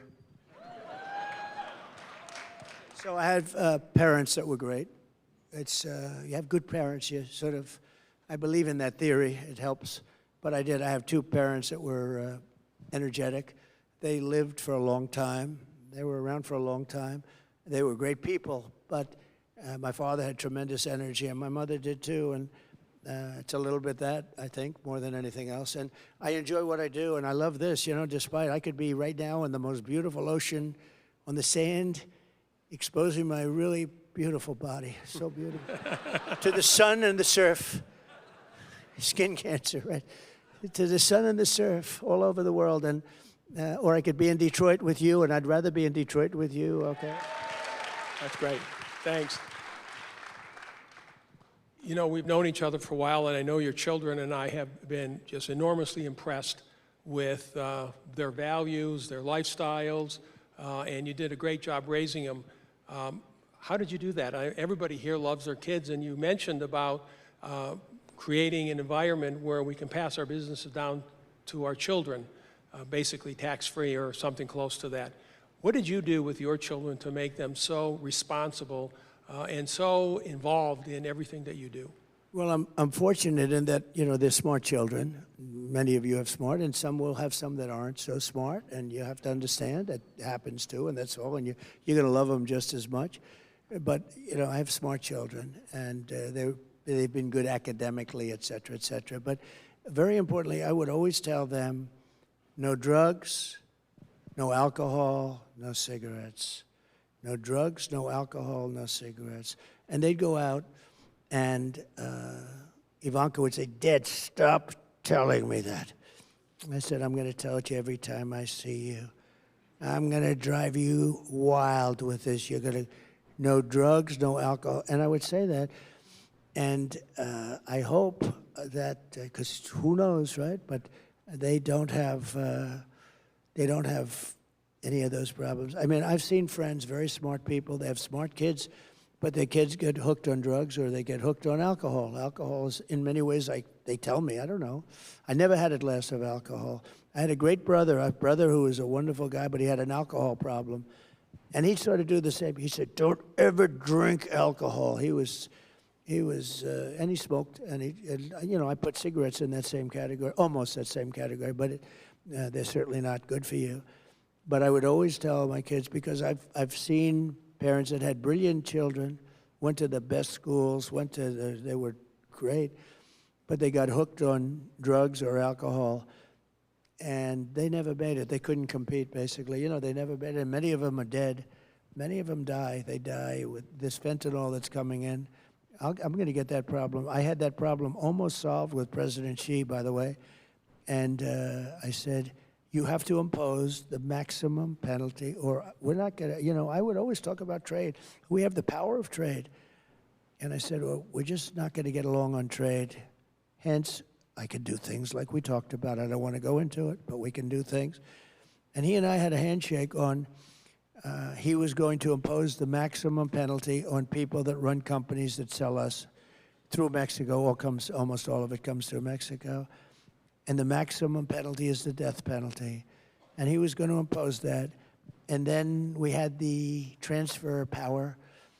And this guy came in, and he didn't know what to do with anything. And so that went down the tubes.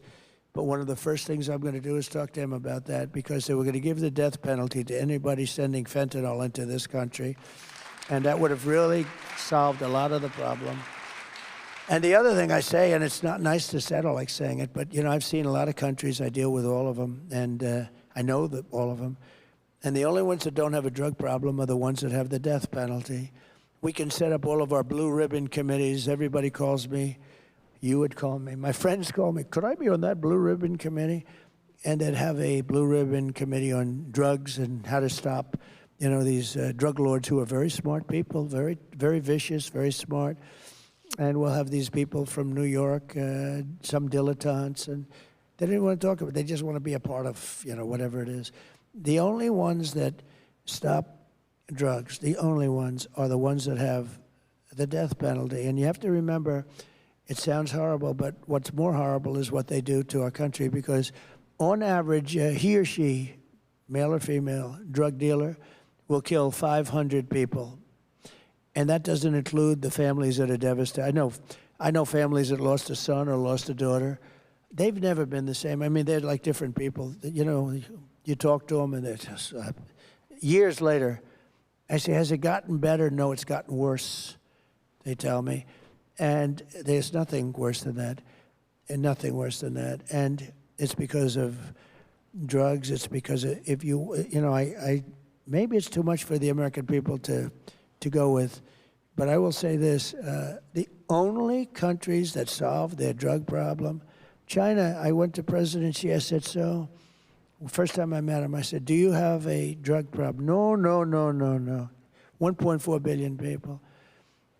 And why don't you have a drug problem? He says, death penalty, quick trial. What's a quick trial? The dealer is immediately put on trial. They don't have 9 years of legal and then another 9 years of appeals, 22 years later, and then they're released. No, this is, they don't play games, and, it's a tough deal. But he said, quick trial. I said, what is quick trial? Immediate trial. And you know what the drug dealers do? They say, hey, let's get the hell out of here fast. They don't play games. They don't play games. They even send the bullet to the family, and they make them pay for the bullet. They make them pay for the bullet.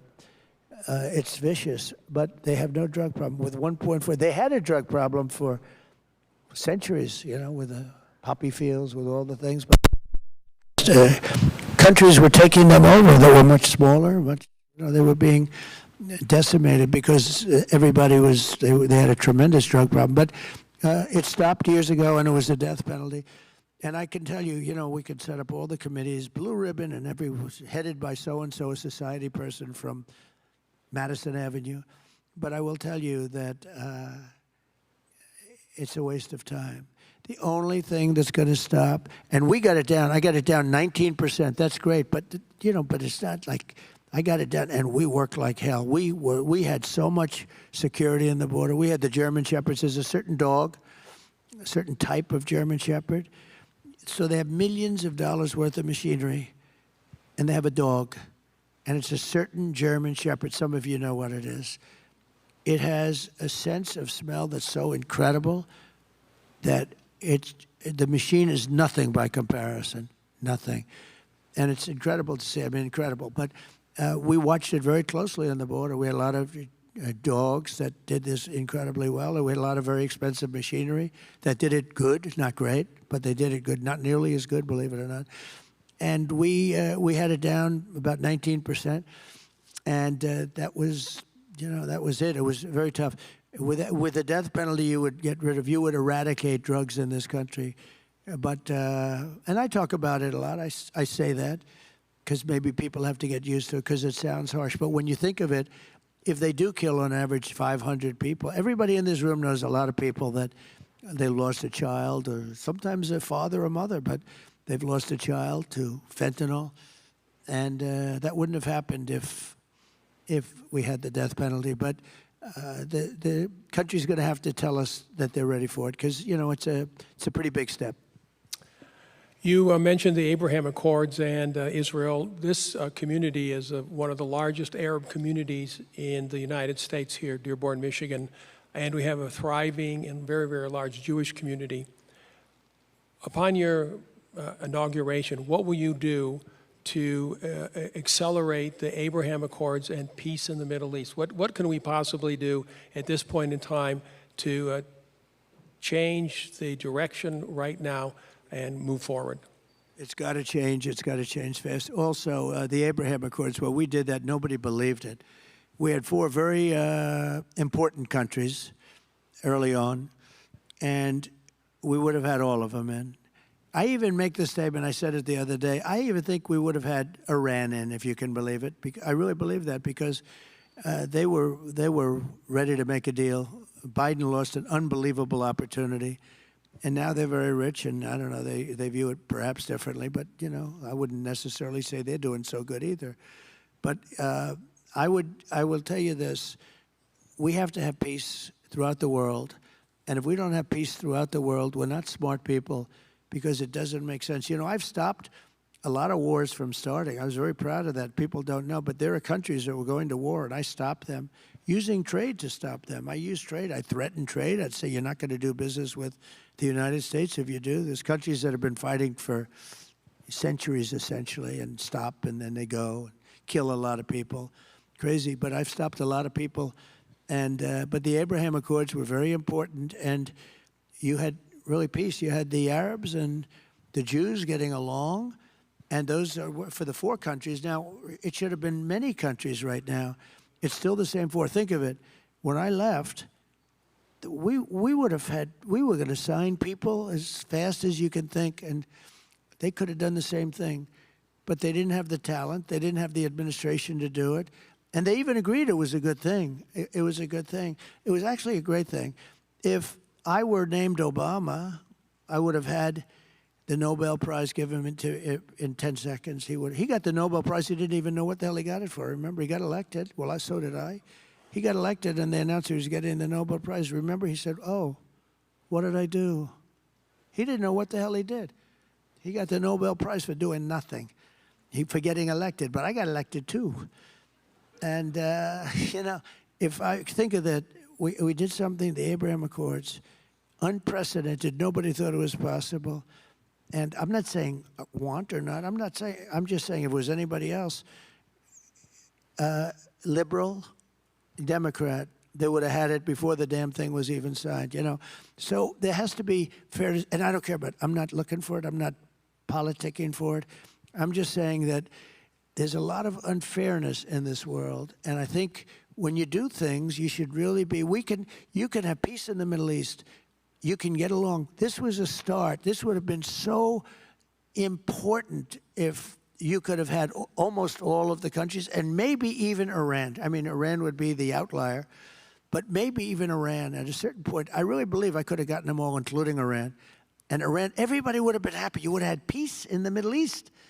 And you would have had the Arabs getting along with the Jews and the Jews getting along with everyone else. It would have been so beautiful.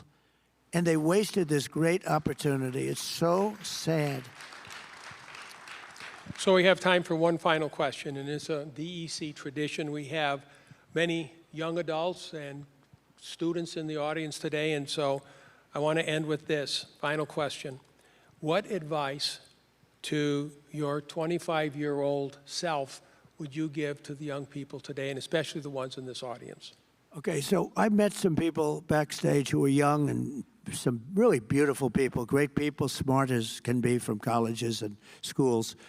And I think what I'd do is I'd listen to the speech I made, and I'd say maybe, because they really would like to stay here. They grew up here. And I'd follow. And I will say this, if I implement, and I will be able to do it, I will. If we win the election, I would stay right here, and I would follow the gravy train, because you're going to have such a great opportunity right in the area that you want to be. You want to be here because your grandparents are here and your parents are here and people are there. They don't want to leave. They've been forced to leave this area because of politicians that didn't know what they were doing. I would say stay tuned for a little while. Let's see what happens in the election. This area will be thriving like probably almost no area in the country. I think this area will be one of the hottest areas in the country. And I think you can stay here. You'll get a great job because we're going to have a lot of opportunities right here in Michigan, and you want to stay here because of your parents. A lot of them really, they told me backstage, I'd love to stay here, but there's no real jobs here.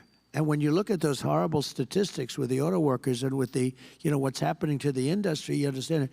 But if we win, I would stay here, and you watch what's going to happen. You'll be happy. You'll be happier here than, and I think more successful here than any other place in the country. You will have the American dream. You know, we have to bring back the American dream. You don't even hear that statement anymore.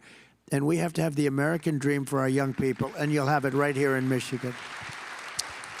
Mr. President, thank you. I'm looking forward to all those auto plants that I'm going to be building back here in Michigan in the Midwest. It's okay, they all know anyways. Every time you're on TV or on the radio, somebody calls me up and said, oh, the president was talking about you again. Thank you so much. And that's the end of our program today. Thank you all for coming. Let's give the president a standing ovation. That's great. Thank you very much. I don't want to get him involved. But No, they all know. You should be proud of it. Yeah,